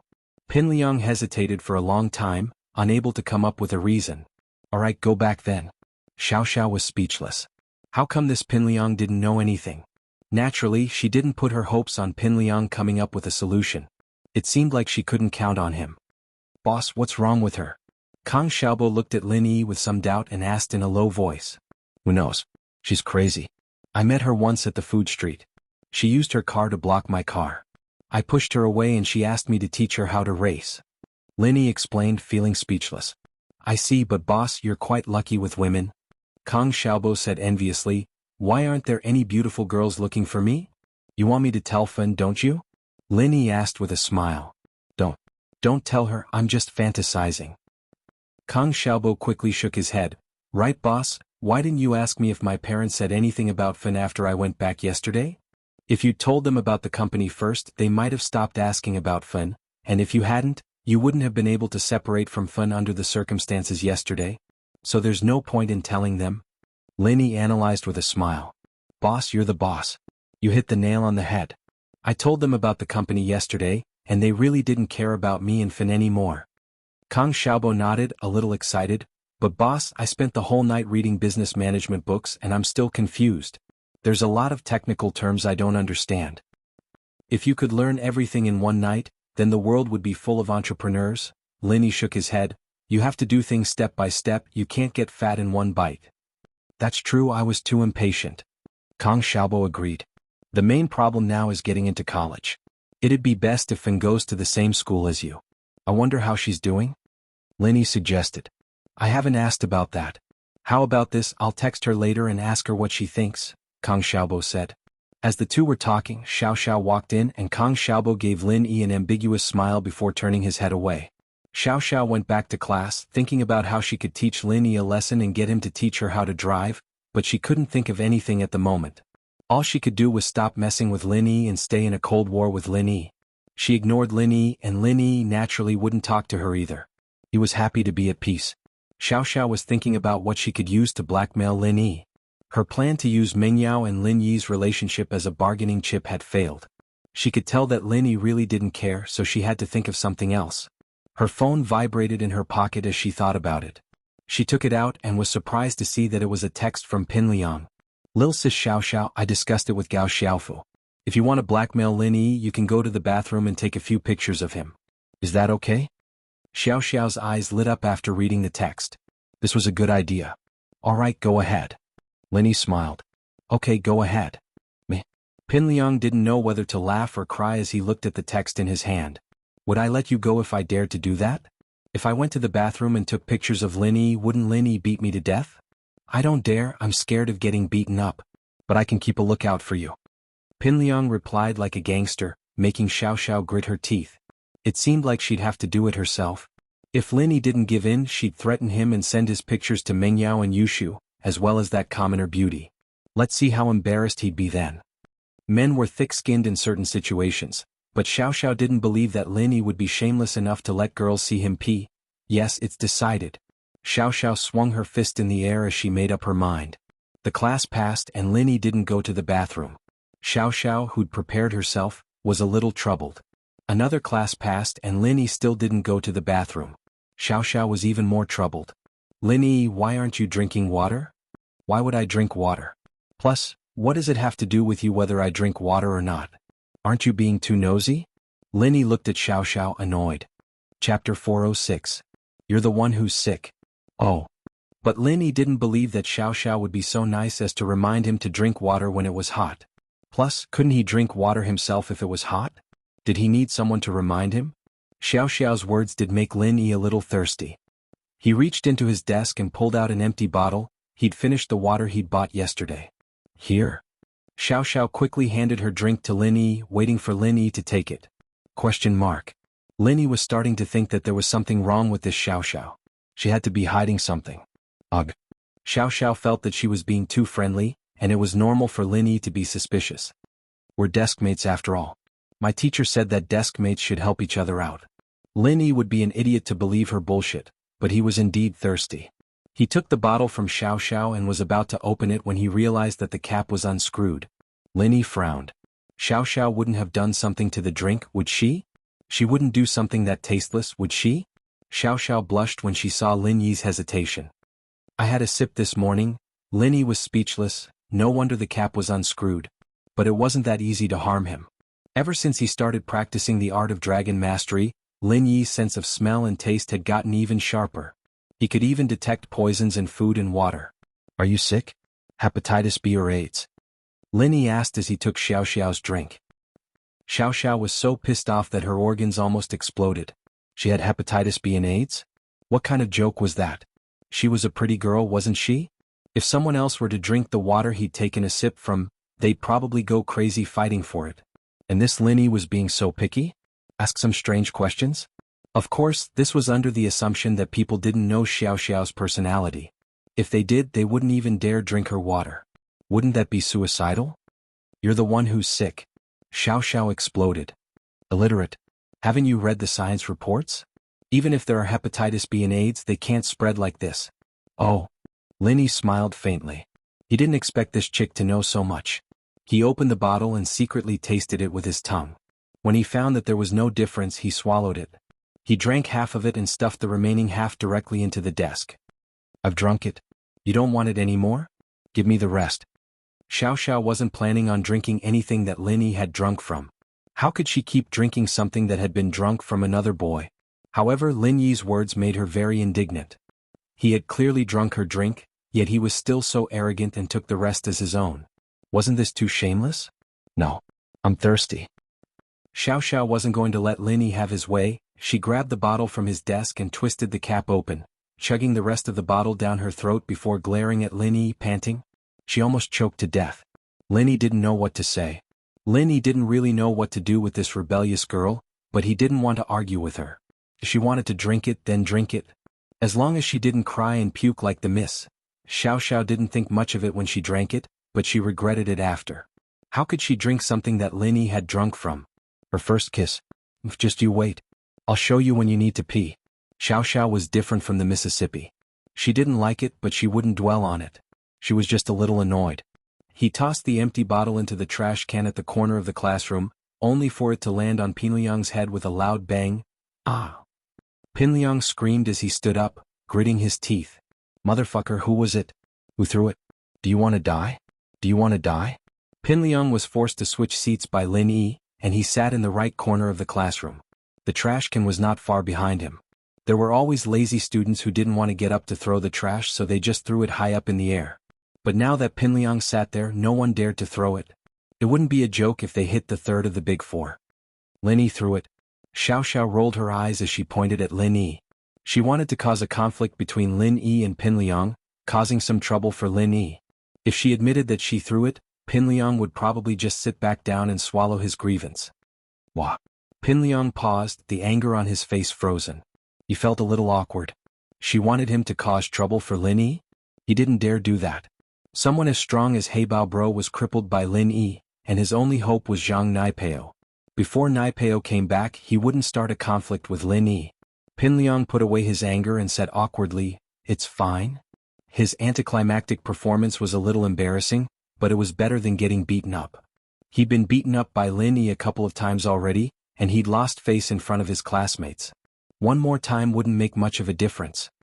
I didn't throw it. If it were me, I wouldn't have thrown an empty bottle. Your head would have burst open a long time ago. Lin Yi said faintly. Huh. Pinliang paused. Lin Yi's words were arrogant, but Pinliang didn't doubt the veracity of Lin Yi's words at all. Lin Yi had no reason to lie to him. There were many situations where Lin Yi didn't have a reason to teach him a lesson. He could have just sent him flying with his chair. So, if Lin Yi said it wasn't him, then it definitely wasn't him. As long as it wasn't Lin Yi, what was there for Pinliang to be afraid of? His anger flared up again. Oh, who is it? Come out now or you'll be dead if I find out. Pinliang's behavior made everyone in the class look down on him. He'd lost his temper when he heard that it was Lin Yi, but now that Lin Yi said it wasn't him, he was starting to get angry again. But even so, the students didn't dare say anything. After all, Pinliang didn't dare do anything to Lin Yi, but that didn't mean he wouldn't do the same to other people. Yao Yao, who threw the bottle just now? Did you throw it? Yushu spoke up at that moment, but she purposely raised her voice so that Pinliang could hear her. Chapter 407. Pissed off Pinliang felt a little awkward, his face covered in dirt. Yao Yao threw it? Then it's fine. The crowd looked at him in disdain. Meng Yao threw it and it was fine? How could there be someone this shameless? She was just yelling about how she was going to beat him up. It wasn't me, I haven't finished my drink yet. Meng Yao frowned. Naturally, she knew that Yushu was messing with Pinliang, but she didn't want people to misunderstand her. She threw a bottle at Pinliang? She didn't even want to hit him. Who did he think he was? With that, Mengyao took out her drink from her desk and shook it in front of Yushu. Will you die if you don't talk nonsense? I'll pull out your tongue again. I'll stop, but I won't fall for it again. I won't open my mouth. Yushu covered her mouth. Pinliang's eyes were blazing with fury. Yushu was clearly messing with him, but there was nothing he could do. He couldn't afford to piss off Yushu. Her brother Qin Yutian aside, Yushu was Mingyao's best friend and he didn't dare piss her off. Pinliang could only vent his anger on someone else. I'll count to 3. Who threw the bottle? Step out now or I'll show you what I'm going to do. Pinliang was really getting agitated. He'd been suppressing his anger time and time again, and now it was all out. He was about to explode. Alright, I threw it. Xiao Xiao wasn't expecting this reaction from Pinliang, but seeing Lin Yi looking at her with a smile on his face, she could only stand up and admit it. Even if she didn't, Lin Yi would expose her anyway. But she was wrong. Lin Yi didn't care about something like this, especially when it was Pinliang who got beaten up. Even if he died, it had nothing to do with him. Pinliang didn't think that it was Xiao Xiao who threw the bottle. His face twisted. Pinliang felt like he was going to die. He didn't dare piss off Lin Yi, nor did he dare piss off Mengyao and Yushu, but Xiao Xiao right now was something he couldn't afford to piss off. Lil sis Xiao Xiao. It's fine now, huh? Pinliang held his breath as he sat back in his seat. He felt like a balloon ready to explode at any moment. However, there was nothing he could do. He couldn't afford to offend them, so he could only hide. Pinliang didn't just embarrass himself a little. The students in the class wanted to laugh, but they didn't dare. Pinliang, on the other hand, knew that he'd embarrassed himself. He wouldn't have stood up if he'd known this was going to happen. He'd shouted 3 times and it was all embarrassing. How unlucky. Damn it. Ever since Lin Yi transferred to this class, everything has been going wrong for me. Pinliang punched the wall angrily. He could only vent his anger on the wall. Brother Liang, bear with it. When Pao Zi returns from the mountain, it will be the time of Lin Yi's death. Xiaofu already knew where Naipeo was going, and so he was looking forward to seeing him return after completing his studies. Yeah, but now that he's here, I can't even get Mengyao. My relationship with Mengyao is getting worse and worse. Pinliang said angrily. Well, those tricks from before aren't working either. Xiaofu was a good strategist after all. But Liang bro, you need to hurry up. You're graduating soon, and it'll be even harder when you go to university. If we're not in the same faculty, it'll be hard to even see each other. You're right, I need to hurry up. Pinliang nodded. Do you have any good ideas? None of my ideas are working and I haven't come up with anything yet. Xiaofu shook his head. Forget it, I'll think of something else. Pinliang didn't know what to do. The last class ended and before lunch break, Lin Yi finally stood up to leave the classroom. Xiao Xiao was overjoyed to see him, and quickly gestured to Pinliang as she called him. You go first, clear all the other boys in the washroom. I don't want to see people using the washroom when I go in. Pinliang took the order and rushed to the washroom with Xiaofu. They had to clear the washroom before Lin Yi came, otherwise Xiao Xiao wouldn't be happy if there were other people in the men's washroom. Clear the place, clear the place. All of you get the hell out of here. Pinliang didn't dare say anything to Lin Yi, but to these students he was very cocky. It didn't take long for everyone in the washroom to leave, but there was always an exception. A boy with a cigarette in his mouth walked out from a stall, glaring at Pinliang. I say, Liang, you're really something, aren't you? I was just smoking and you came out? It was Zhou Ruoming. Others might be afraid of Pinliang, but he wasn't. He was pissed that Pinliang had disturbed him. Pinliang wouldn't dare start a fight with Zhou Ruoming normally, but today was different. He curled his lips after Zhou Ruoming was done. Ming bro, Xiao Xiao has something to do here later. Don't say I didn't warn you, but if you want to stay here and cause trouble, then stay. Xiao Xiao has something to do here? Ruoming paused, the cigarette in his mouth falling to the ground with a thud. He didn't even bother picking it up. Why didn't you say so earlier? With that, she ran out of the bathroom, not bothering to talk to Pinliang anymore. Pinliang smiled as he watched Zhou Ruoming run away. It didn't take long for the washroom to become empty. Pinliang and Xiaofu stood at the entrance, one on the left and the other on the right. They were like 2 door gods, stopping anyone who wanted to use the washroom from entering. Lin Yi walked to the washroom door and saw Pinliang and Xiaofu standing there. He was confused. What are you two doing? It's nothing, we're waiting for someone here. Pinliang said quickly. Boss Lin, you need to use the washroom? Welcome, come in. Lin Yi frowned. Was there something wrong with these two? But he still went into the washroom. There wasn't a single soul in the washroom, and Lin Yi subconsciously raised his guard. Pinliang and Xiaofu weren't good people, so why would they be waiting in front of the washroom? Was there something going on? Hey, what happened? Did he go in? Xiao Xiao and Lin Yi walked to the washroom door, but Xiao Xiao was afraid that Lin Yi would notice her. She didn't see Lin Yi walk in. Chapter 408. The toilet rained again. Xiao Xiao nodded, satisfied. Very well, I'll be going in then. You guys keep watch. Don't worry, Lil Sis. Xiao Xiao. Pinliang nodded. Xiao Xiao took out her phone and set it to camera mode before tiptoeing into the men's washroom. To be honest, she was quite nervous right now, since this was her first time in the men's washroom. Xiao Xiao had been a rebellious girl all these years and she didn't even blink when she stabbed someone, but she couldn't help but blush at the thought of going to the men's washroom. Xiao Xiao closed her eyes and decided that she'd just walk over and take a bunch of pictures. She was using it to blackmail Lin Yi anyways, so it didn't matter if the pictures were bad or not. Lin Yi was going easy, but he kept his guard up. Lin Yi's heart tightened when he heard the footsteps behind him, but there was no glass in front of him this time, so he couldn't see what was going on behind him. Lin Yi didn't even need to guess to know that it had something to do with Pinliang. Why else would he be standing at the door with Xiaofu? What Lin Yi didn't understand was why Pinliang was so retarded. Using the same trick twice? Didn't he remember the lesson from the artificial rain? The jade had a very small warning, meaning that the person wasn't going to kill him, but there was still some hostility. Since it was an enemy, Lin Yi didn't care anymore. He turned around just like last time.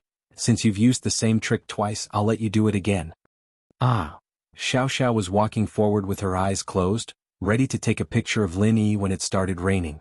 She gasped subconsciously and opened her eyes to see what was going on. What she saw made her face turn pale. This wasn't rain. It was Lin Yi's piss. Ah. Xiao Xiao screamed again, covering her eyes subconsciously, but her hand was full of water. It was piss. Xiao Xiao was furious and disgusted. Lin Yi, I'll kill you. After saying that, she couldn't be bothered to pat Lin Yi anymore. She covered her face and hurriedly ran out of the restroom. Pinliang and Xiaofu, on the other hand, had been paying attention to what was going on inside the washroom. When Lin Yi used the same trick, Pinliang knew that this was bad. As expected, Xiao Xiao was drenched in water. She was probably going crazy now, wasn't she? Xiao Xiao stood by the faucet outside the washroom, furiously washing her hair and face with the water. Her body was covered in urine, but there was nothing she could do. She couldn't wash her clothes too, could she? That would be transparent. After washing her hair and face, Xiao Xiao went downstairs. She needed to go buy some clothes and find a hotel to take a shower. She was about to explode. Pinliang and Xiaofu didn't know what to say as they listened to the Audi TT's engine roar and watched as Xiao Xiao disappeared in her car like a puff of smoke. Xiao Xiao was probably going crazy from the anger this time. She'd better not vent her anger on the two of them later. You two get in here. Lin Yi was scared out of his wits. He never would have thought that it would be Xiao Xiao who entered the washroom. But when he saw the phone in Xiao Xiao's hand, he could guess what was going on. No wonder this girl was so nice this morning, asking him if he was thirsty, even offering him a drink.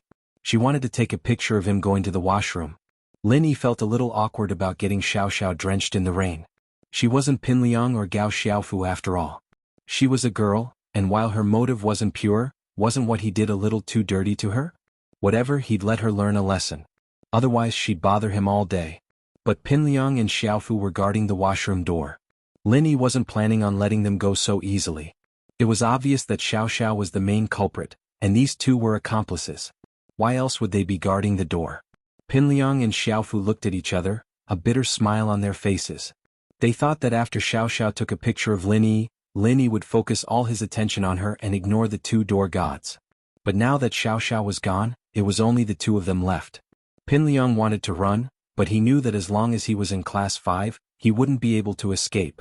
Lin Yi would catch him sooner or later, and it was only a matter of time before he got beaten up.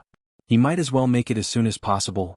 Pinliang and Xiaofu walked into the washroom with their heads down, a little scared. Boss Lin Yi, it's not our fault, it's Xiao Xiao, she forced us to do this. Is that so? Lin Yi asked faintly. Yes, it's her. Pinliang nodded quickly. Boss Lin Yi, you don't know how strong Xiao Xiao used to be. She's the fourth of us big four, the last one, but that's because she's a girl. She's a lot fiercer than us. Pin Liang wanted to divert Lin Yi's attention to Xiao Xiao so that he wouldn't pay attention to them. Oh, is that so? Lin Yi looked at Pin Liang. He wanted to know what kind of person Xiao Xiao was, or he'd be annoyed by her every day. Yes, there was a boy who tried to hit on her and she kicked him in the balls. Also, there was a gangster who tried to rob the school, and she stabbed him until he was crippled. Pin Liang said. So, Boss Lin Yi, she's too fierce, we're not even on the same level, we can't not help her. I see. Lin Yi nodded. Then let's forget about it. Thank you, Boss Lin Yi. Thank you, Boss Lin Yi. Pin Liang and Xiaofu were overjoyed that Lin Yi wasn't going to pursue the matter anymore. Don't celebrate too early. Let's not forget about this matter. There are other things. Lin Yi said faintly. Even if she forced you to do it, what do you think would happen to you two if I told her that the two of you had already been drenched in the rain once, but I didn't warn her and let her take the risk? What do you think would happen to the two of you? Wouldn't you get your balls kicked in? Wah! Pin Liang was stunned, not expecting Lin Yi to threaten him. But he was really scared now. If Lin Yi really told Xiao Xiao about this, he'd die a horrible death. Xiao Xiao would probably drive him to the toilet with a knife and force him to eat shit as an apology. Chapter 409. Chapter 409. I'll go see you. Pin Liang scolded himself silently. The reason why he didn't mention it was because it was simply too embarrassing. He, Naipeo, and Xiaofu hadn't been able to beat Lin Yi at all, and they'd been put in such a difficult position. How could he talk about something as embarrassing as that? But now he regretted it. If he'd known this would happen, he'd have warned Xiao Xiao even if it meant embarrassing himself. He was done for now. If Xiao Xiao found out the truth, the consequences would be dire. Boss Lin Yi, you wouldn't do this to us, would you? Pin Liang begged, his face bitter. He'd rather get beaten up by Lin Yi. Two choices. One, kneel in the toilet for 10 minutes and leave, or I'll tell Xiao Xiao the truth. Lin Yi said. Alright, I'll kneel. Pin Liang felt disgusted by kneeling in a toilet full of urine, but compared to telling Xiao Xiao the truth, he'd rather kneel on the ground, or he'd die a horrible death. Alright, I'm leaving. Lin Yi wasn't in the mood to deal with these two idiots. He just wanted to teach them a lesson, and whether they kneeled or not depended on themselves. Lin Yi said, you can try to fake it, but I might be everywhere. Don't worry, Boss Lin Yi. Pin Liang shivered. He'd wanted to wait for Lin Yi to leave before leaving, but Lin Yi's words scared the shit out of him. Come to think of it, Lin Yi really did seem to be everywhere. Every time he was feeling good, he'd be there to mess things up. Pin Liang was speechless. Was Lin Yi sent by the heavens to purposely go against him? Can Xiaofu and I take turns kneeling? We'll have someone to keep a lookout. Whatever. 10 minutes per person. As long as it's enough. Lin Yi turned around and left. Kang Xiaobo took advantage of the lunch break to look for Xiaofun. The knot in Xiaofun's heart was untied, and she became much more cheerful. Kang Xiaobo's heart seemed to have been set, and his contact with Xiaofun became more frequent. Lin Yi guessed that he was looking for Xiaofun to discuss the future of university, so he didn't disturb him. Instead, he called Tang Yun, but he was surprised to know that Tang Yun wasn't at school either. She went to the hospital to take care of her father for lunch. During the day, Mrs. Tang resumed her business at the food street behind the school. The task of bringing lunch to Tang Juqing fell on Tang Yun's shoulders. Mrs. Tang prepared the food at home and brought it to school. She then set up a stall to do business, and Tang Yun brought the food to the hospital. Why didn't you say anything? I'll just send you there, Lin Yi frowned. Tang Yun took the bus to the hospital alone, and it would take up a lot of time. I was afraid that you would be busy, so I didn't want to disturb you. Tang Yun was happy to hear Lin Yi's words. I thought you sent Kang Xiaobo back to find Xiaofun. Why would I send him back if he's looking for Xiaofun? He's not my wife. Lin Yi was speechless. Idiot. Tang Yun understood the meaning behind Lin Yi's words. If she was his wife, why would he send her back? What did he mean by sending her to the hospital? Was she his wife? I'll go pick you up and I'll check on Uncle Tang's condition. Lin Yi had nothing to do in school, and it would be troublesome when Xiao Xiao came back. It was better to leave now. Okay, I'll wait for you in the ward, Tang Yun said. Tang Yun wanted to reject it at first. Lunchtime was tight and she didn't want Lin Yi to run around, but he said he wanted to check on her father, so she agreed. See you later. Lin Yi hung up and went to the food street behind the school to get his car. Tang Yun put her phone away happily, but when she turned around she saw her father smiling at her. Tang Yun felt a little embarrassed. Mr. and Mrs. Tang didn't object to Lin Yi's forceful intervention. Tang Juqing had to thank Lin Yi for the surgery. If it wasn't for Lin Yi, he would still be lying at home. Is it Lin Yi? Tang Juqing asked. Yeah. He said he wanted to see you. Tang Yun knew that Lin Yi had medical skills, but she thought he only knew a little. But after what happened yesterday, Fatty Lai kneeling on the ground and crying, Lu Qianni's flattery towards Lin Yi and Xu Amin's respect towards Lin Yi, Tang Yun was completely shocked. Even when she arrived at the hospital, she was still unable to calm her excitement for a long time. It seemed that she had underestimated Lin Yi. Lin Yi wasn't like what she had imagined, a rich young master who used his family's money to bully others. Lin Yi's arrogance was completely based on his own ability. If it wasn't for Lin Yi's ability, why would he be respected and recognized by so many people? Fatty Lai didn't know the details. Maybe he was hot-headed, but Lu Qianni and Xu Amin wouldn't be hot-headed as well, would they? It seemed that Lin Yi's medical skills weren't as simple as a little bit. It was extremely shocking. Tang Yun was proud of Lin Yi, but at the same time her fragile heart was also a little hesitant. Lin Yi was so outstanding, was she worthy of him? Would he not want her in the future? Her family didn't have money and she couldn't help him much. The only thing she could say was that she was a little prettier, but there were so many beautiful girls out there, why did Lin Yi choose her? Tang Yun didn't want to think about these things, they were still young, and there was still a long way to go before marriage. But seeing how outstanding Lin Yi was, Tang Yun couldn't help but think about these things. Lin Yi prepared to go to the food street behind the school to get his car. Nowadays, the food street vendors had reserved a parking space for Lin Yi every day. Who would dare to mess with this young master? Mrs. Tang's business was booming as well, and no one dared to be jealous of her anymore. Anyone who dared to be jealous would be looking for death. Everyone, including Zhang Biaoqiao, was very polite to Mrs. Tang. Mrs. Tang hadn't come to the stall for a few days, and no one dared to take her spot. When Mrs. Tang came, everyone greeted her warmly and asked why she hadn't come for a few days. Mrs. Tang was flattered, but at the same time she felt more and more grateful to Lin Yi. Her family was finally doing well. She believed that things would only get better and better in the future. Her business was doing well and her man had his surgery. She believed that he would be able to stand up soon. Even if he couldn't walk normally, it wouldn't be a problem if he limped a little. He would be able to help her with her work. Mrs. Tang's face was full of smiles as she thought about her bright future. She looked a few years younger and the male vendors all looked at her in awe. Chapter 410. Welcome. Lin Yi saw that Mrs. Tang had opened her stall in the food street behind the school. He walked over to greet her with a smile. Auntie, business back? It's been a few days. Your Uncle Tang's fine now, so I'm going to open my stall. Mrs. Tang had wanted to talk to Lin Yi a bit, but Lin Yi took out his car keys. You going out? I'm going to the hospital to pick her up and see Uncle Tang. Lin Yi nodded. Then hurry up and go. Be careful on the way. Mrs. Tang was overjoyed to hear that Lin Yi was going to pick up her daughter. Nothing was happier than seeing how well Lin Yi treated her daughter. Right, have you eaten yet? Not yet, we'll talk about it when we get there. Lin Yi didn't hide it. Just in time, I've got 2 chicken drumsticks here. Eat them first, don't starve. Mrs. Tang said as she quickly put some seasoning on the drumsticks and handed them to Lin Yi. Lin Yi accepted the drumstick with a smile, nodded to Mrs. Tang and got in the car to leave. Lingshan rushed to Songshan's First People's Hospital the moment she received the report. The 6th, it was already the 6th. Lingshan rubbed her temples, feeling the pressure. It hadn't even been a week and there were already 6 cases of homeless, beggars, or disabled people getting their kidneys cut off and dumped near the hospital. This wasn't just a simple crime anymore. Lingshan guessed that it might be the work of a criminal gang. How is it? Lingshan got out of the police car and saw her subordinate, Lu Wangli, standing in a corner with the police tape. Captain Song, the victim's been sent to the emergency room, and I'm sending people to investigate the scene. This isn't the first crime scene, the victim's left kidney was cut off and dumped here. The time of the crime is estimated to be around 4 in the morning, and the victim was left here around 11 in the afternoon.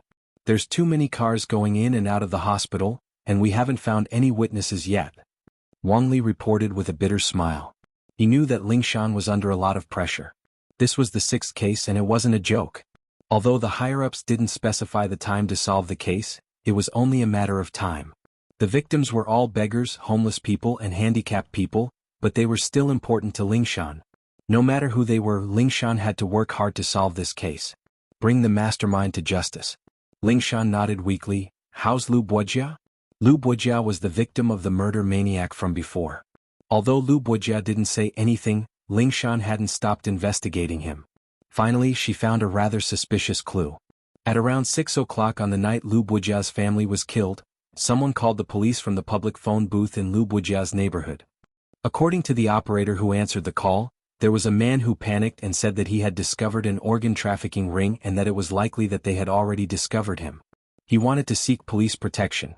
He didn't make any sense at the time and he didn't give his contact number either. The operator could only ask the police to contact the public phone booth, but no one picked up. They sent people to the phone booth, but they didn't find anything out of the ordinary, so they could only retreat. The incident passed just like that because no one paid much attention to it. However, Lingshan only found this clue when she checked the call records that night. Organ trafficking ring? Could it be related to the 6 kidney cases? Only now did Lingshan feel that Lu Bujia's family had something to do with the kidney case. Lu Bujia still hasn't woken up and he's on a ventilator every day. The doctor said that once the ventilator is removed, he'll die. Lu Wangli sighed and shook his head with a bitter smile.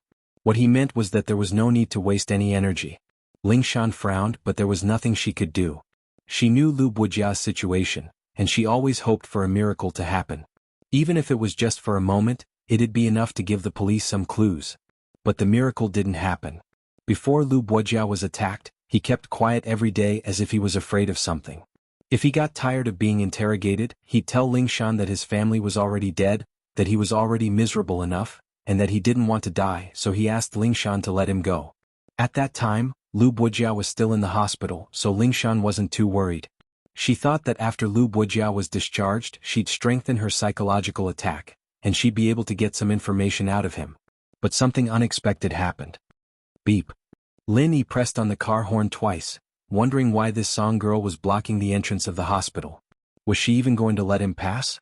When the other cars saw Lingshan and Lu Wangli standing in front of the hospital in uniform, as well as the police investigating something, they all took a detour and entered the hospital from the back door.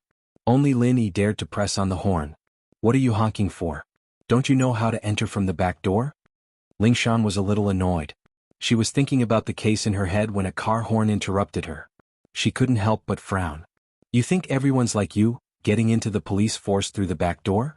Lin Yi curled his lips, mocking her. Lingshan only realized now that it was Lin Yi who was pressing on the horn. Her face paled when she heard what he said. What did you say? Who's getting in through the back door?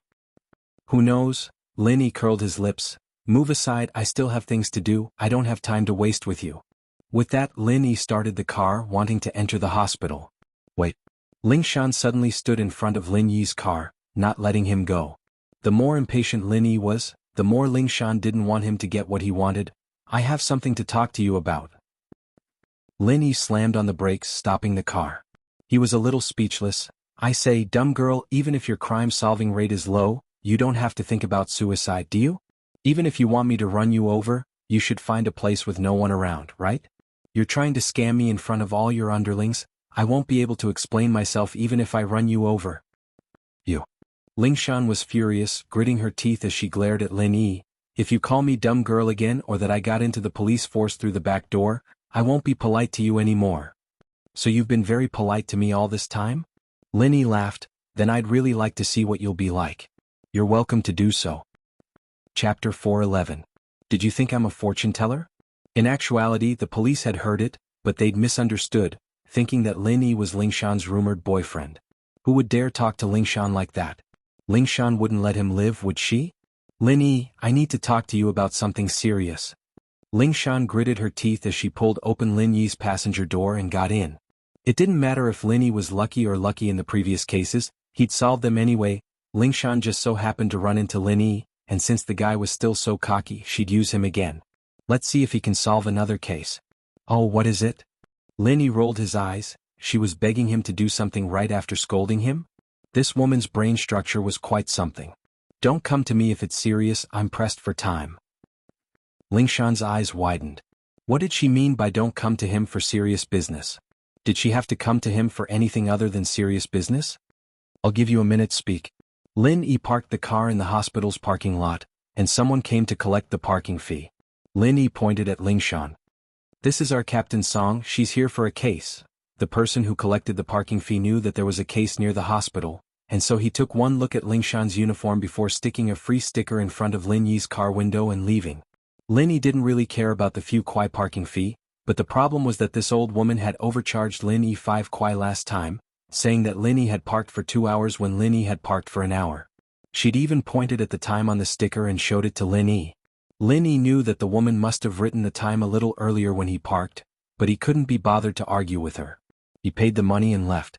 But the school only had a 1-hour lunch break, so how could he park for 2 hours? Lingshan was here this time, and he'd be able to take advantage of her. Lingshan didn't know what was going on, but seeing how Lin Yi was using her to save 5 kuai on parking fees, she glared at Lin Yi with disdain. There's been a lot of cases of beggars, homeless people, and disabled people getting their kidneys cut off and dumped in front of the hospital. Do you know about that? I think I heard it mentioned in the news. When Lin Yi was driving in the morning, he seemed to have heard it mentioned on the radio, but he didn't pay attention to it. Lin Yi rarely paid attention to things that had nothing to do with him. What do you think? Do you know who the murderer is? Lingshan asked. Lin Yi looked at Lingshan oddly. I don't think you should be asking me that. Oh? Lingshan blinked. Do you think I'm a fortune teller who can predict the future? Only a master can answer your question. Lin Yi shrugged. Alright, it's a waste of time talking to you. I'm leaving. Wait. Lingshan pulled Lin Yi back. Then how did you catch those bank robbers last time? How did I catch them last time? I told you. Lin Yi was getting impatient, but Lingshan wouldn't let him go if he didn't explain things clearly. He could only patiently explain. I can help you catch criminals, but you have to give me a range. I'll only help you when you're sure. Otherwise I'll really become a god. Lingshan thought about it. Lin Yi was right. If he knew everything, then he'd really be a fortune teller. Then I'll look for you when I have something. Lingshan didn't want to let Lin Yi go. All right. Lin Yi nodded and walked into the hospital. Lingshan followed Lin Yi to the hospital. She wanted to check on Wuxia's condition and asked the doctor if there was any hope for him to wake up. The police officers guarding Wuxia's room all stood up and saluted when they saw Lingshan. Captain Song. Lingshan waved her hand. Is the doctor here? The doctor is in the office. Captain Song, follow me? One of the officers said. Lingshan nodded and followed the officer to the doctor's office. The officer introduced, this is Wuxia's main doctor, Dr. Yang. Hello Dr. Yang, I'm Lingshan. Lingshan politely shook hands with the doctor. Dr. Yang, how's Wuxia's condition? Is there any chance of him waking up? I've tried my best, but there's no effect. Dr. Yang smiled apologetically. Captain Song, there's nothing else I can do. I can only maintain it for now. So you're saying that there's no chance for him to recover from our hospital? Lingshan looked at the doctor disappointed. Is there any hope if we transfer him to another hospital? Our Songshan's first hospital is the best hospital in Songshan. We can only transfer him to another hospital out of town, but I'm afraid the patient can't handle it. Dr. Yang shook his head. So there's really no hope? Lingshan sighed. This Wuxia would have caught the culprit if he'd told them the truth earlier. At that time, that psychopathic murderer might not even bother looking for him anymore. It's not that there's no hope. Dr. Yang hesitated. If you know Professor Guan Xuemin from Songshan's Medical University, you can try acupuncture. But he doesn't do it easily, Professor Guan. Lingshan naturally had heard of this name. He was a famous Eastern doctor in Songshan, known as Miracle Dr. Guan. Huaijuan had a good relationship with him and had been treating him all this time. Lingshan wouldn't be so sure if it were someone else, but with Huaijuan's help, Professor Guan would definitely be able to make him do it. Lingshan felt relieved at the thought. Thank you, Dr. Yang, I think I have an idea. Haha, it's nothing, I'm just trying my best. Dr. Yang nodded with a smile. Lingshan dialed Huaijuan's number after leaving the doctor's office. Song, you're in trouble again? Huaijuan picked up the phone with a smile on his face. He'd been in a good mood lately. Not only had he been promoted, but most importantly, the number of times his injuries had flared up had decreased. It had been half a month now, from once a day to once a day. This was only the first stage of treatment, and the results were already so obvious. Lin Yi said that he'd change his bandages and add acupuncture after a month. Just how powerful would that be? Huaijuan was looking forward to it. Young bro. Lingshan was a little embarrassed. Huaijuan had hit the nail on the head. I do have something to ask of you. Speak, what is it? Huaijuan had always treated Lingshan as his little sister, and so he took special care of her. Chapter 412. You still need to find Lin Yi. Who is it? Huaijuan asked. Guan Xuemin, Professor Guan, the one who's been treating you, young bro? Lingshan called Huaijuan bro Yang in private. It sounded more intimate. Oh, Elder Guan? Huaijuan blinked. If you're looking for him, then don't go looking for him. Go look for Lin Yi. Look for Lin Yi? Lingshan blinked as well. What for? If you look for Elder Guan, he'll recommend Lin Yi to you as well. Huaijuan smiled. Lingshan was still a little puzzled. Why was Huaijuan telling her to look for Lin Yi all the time? Was Lin Yi omnipotent? She'd asked him to help her catch the culprit, but he didn't know about it. Why would he have a solution for Lu Boijia? But Huaijuan must have his reasons for saying that. Lingshan didn't trust Lin Yi that much, but she trusted Huaijuan 100%. With that thought, she dialed up Lin Yi. Lin Yi pushed open Tang Juqing's door and walked in. The father and daughter were talking about something, and Tang Yun immediately shut her mouth when she saw Lin Yi. Her face reddened. Why didn't you knock? Tang Juqing was all smiles. Look, you're here, come sit. Get your classmate some water and peel an apple. No need for that. Lin Yi waved his hand. We don't have much time for lunch, I'll go back with Tang Yun after checking on your injuries. Alright, what should I do? Juqing was very happy. His daughter had told him about the miraculous scene yesterday, and he was both satisfied and panicking at the same time. He didn't know if Lin Yi would be interested in his daughter. It's fine, Uncle Tang, you can just lie on your side. Lin Yi walked over with a smile and took out a box of silver needles from his pocket. It was the one he used to perform acupuncture on Lu Jianghu, and he'd kept it with him ever since. Okay. Tang Juqing quickly cooperated with Lin Yi and turned his body sideways. Lin Yi seemed to be casually poking a needle into Tang Juqing's waist, making Tang Yin jump in fright. She patted her chest in relief when she saw that her father didn't seem to be affected by it. Do you feel anything? Lin Yi asked. No. Tang Juqing shook his head slightly. Lin Yi frowned and began to turn the needle handle in his hand. Then he asked, do you feel anything now? No. Tang Juqing shook his head again. Lin Yi's expression froze slightly. Juqing didn't see it, but Tang Yun did. She couldn't help but feel nervous, but she didn't dare to ask. She was afraid that her father's happy mood would fall to the bottom again. How do you feel here? Lin Yi changed the position of the needle. A little numb. Tang Juqing responded this time. My waist feels itchy. It's alright, it's not a big problem. Lin Yi smiled. Is that so? That's good, that's good. Juqing was overjoyed to hear Lin Yi's words. His daughter had told him a lot about how amazing Lin Yi was before Lin Yi came, and now that he saw Lin Yi's amazing acupuncture skills, he was even more impressed. Uncle Tang, forgive me for being blunt. Your left leg is fine, but there's something wrong with your right leg. Lin Yi didn't hide it. He didn't need to hide it anymore, he'd find out after a few days. Only one leg. Isn't that a cripple? Tang Yin said subconsciously, startled. She realized that it wasn't the right thing to say. Her father would be upset if she said that in front of him. Oh? Only one leg can move? That's not bad. It's much better than lying on the bed and not being able to do anything. She can even help her mom. Juqing didn't think too much about it. It was only a short moment of shock before he recovered his happiness. It was fine as long as he was stronger than he was now. What was the point of asking so much? It's good that you have this mentality, Uncle Tang. Lin Yi thought that he'd have to comfort Juqing, but he didn't expect him to be so open-minded. It saved him a lot of words. But don't be discouraged, Uncle Tang. I'll give you acupuncture a few times when you're fully recovered. Then I'll bring the herbs from my hometown. You can get rid of your crutches then. Really? Tang Yin had already accepted reality helplessly, but her eyes widened when she heard that Lin Yi had a way. There's a way? Uncle Tang's situation is similar to Fun's, so of course there's a way. Lin Yi smiled. So Uncle Tang doesn't have to worry about it. It's just a neurological problem. That's good, that's good. Juqing was overjoyed when he heard this unexpected surprise. He thought that there was no hope, but Lin Yi said that it could be cured. Thank you. Tang Yin pursed her lips. There were many words of gratitude in her heart, but when it came to her mouth, it became the simplest word. Isn't it a piece of cake? Lin Yi smiled. His phone rang. Lin Yi made an apologetic gesture and took out his phone. He looked at the caller ID and didn't want to pick it up. It was Lingshan. What was this girl doing calling him again?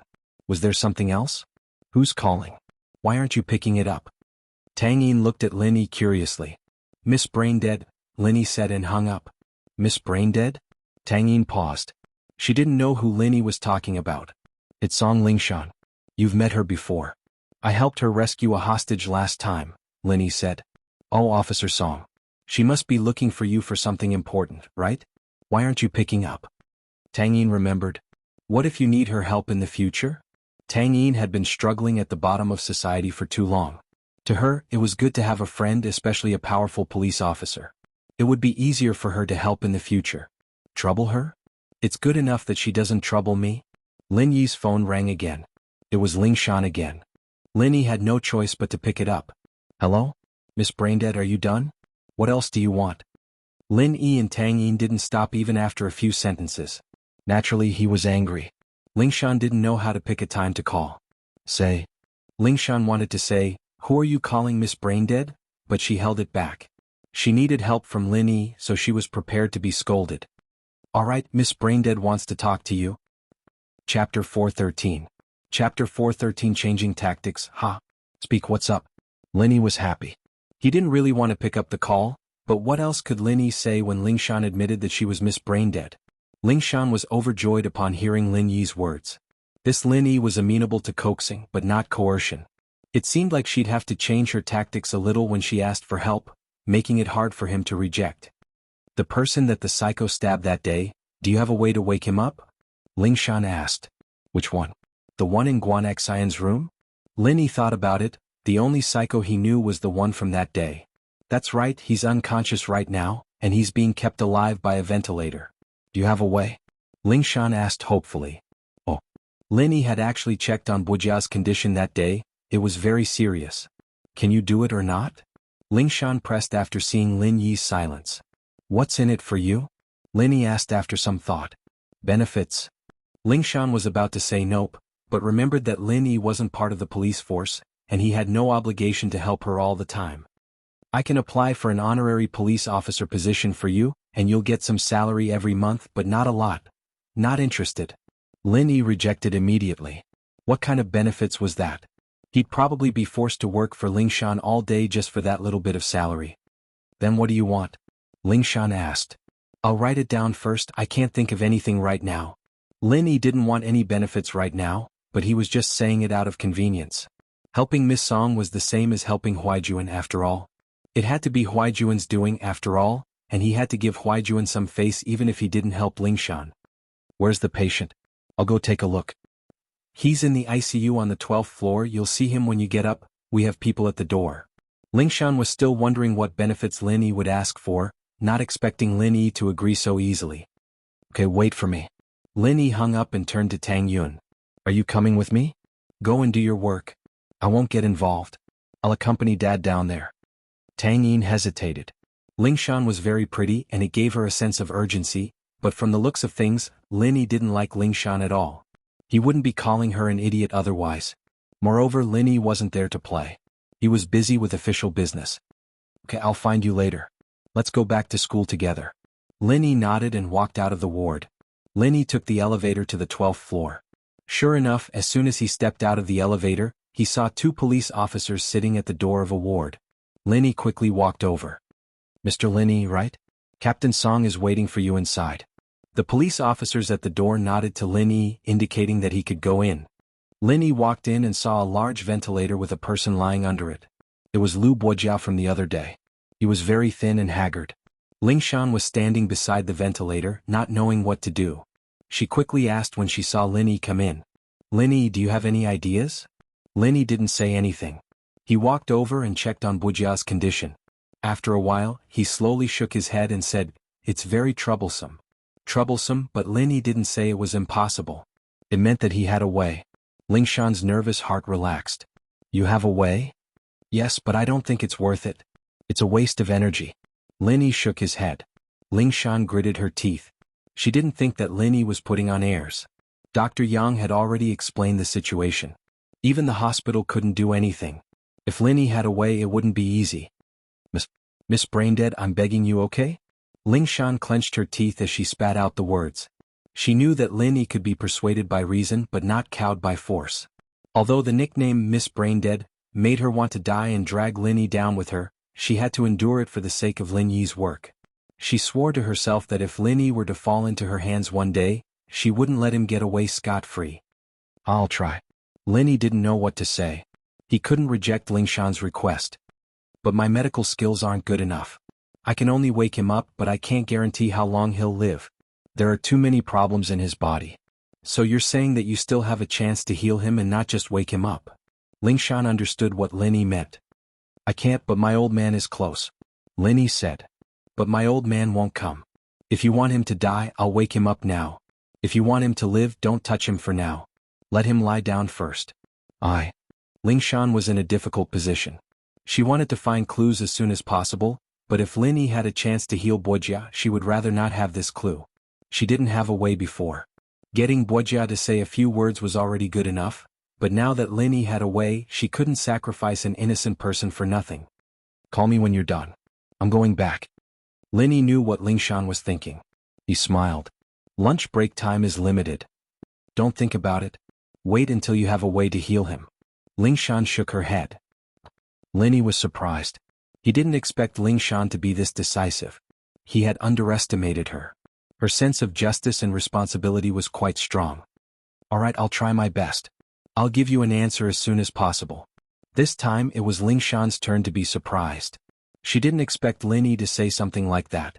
Every time she looked for Lin Yi, he'd always give her all sorts of excuses. But this time he said that he'd try his best and as soon as possible. Ling Shan couldn't get used to this. Wasn't this a little too fast? Could it be that her soft attitude brought about the effect? It had to be. As expected, he was amenable to coaxing but not coercion. Then Miss Braindead will wait for your call. Ling Shan felt that it was very awkward to say it out, but fortunately her men were outside. No one could see them. She could just treat it as a whisper to Lin Yi. As long as the kid was willing to help, it didn't matter if she was a little brain-dead. Who asked him to be stronger than her? Lin Yi acted as if he didn't know Ling Shan at all. She'd called him Miss Braindead 3 times already, and was willing to call herself Miss Braindead for help. Chapter 4:14. A strange analysis report. Ling Shan finally exploded as she watched Lin Yi leave. She clenched her teeth and swung her fist at the wall. Lin Yi, I'll punch you to death.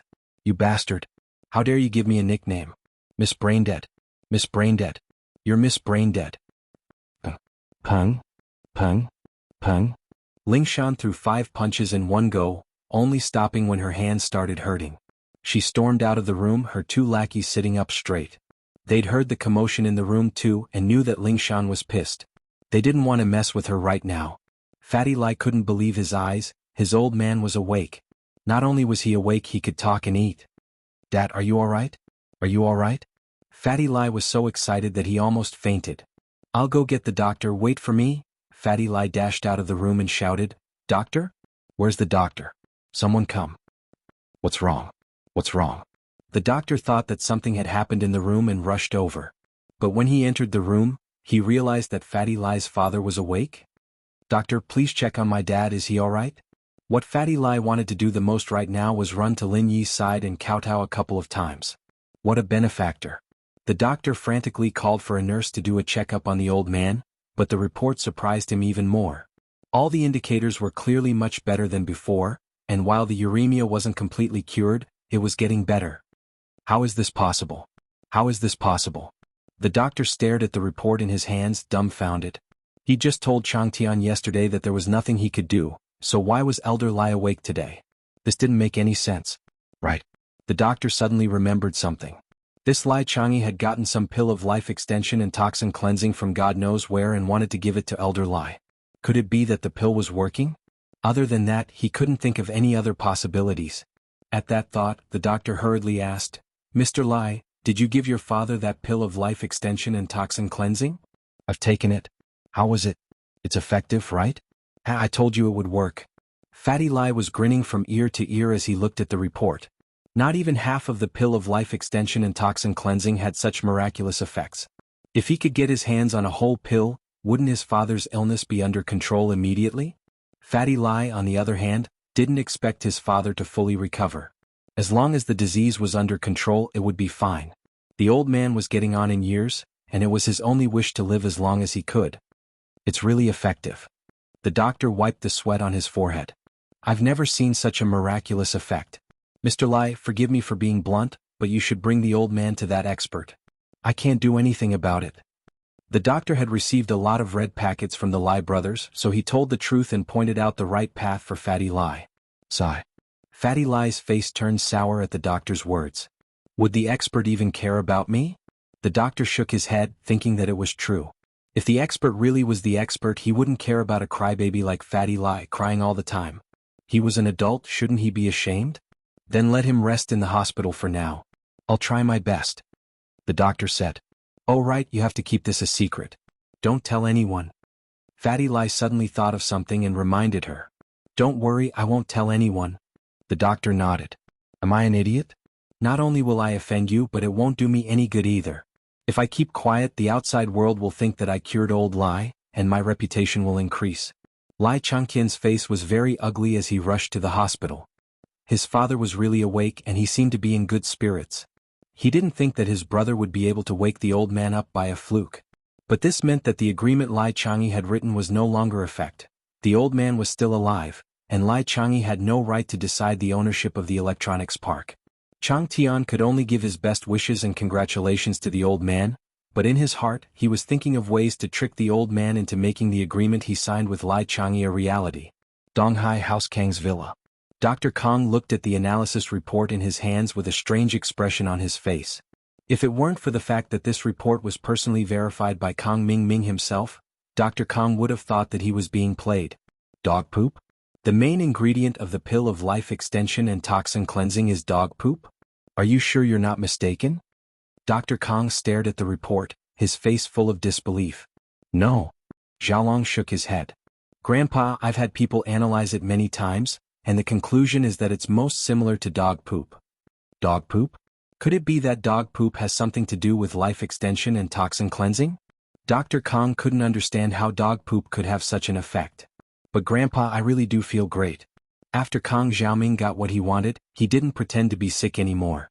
The next day he appeared in the living room of House Kang, full of energy and vigor. Grandpa, I feel much better. I won't lie to you guys, I used to have a weak kidney, but now hee. Kang Ming didn't continue, but everyone understood what he meant. He was the most useless playboy in the family, always hanging around with women. No one doubted his words. Xiaoming, you really feel great?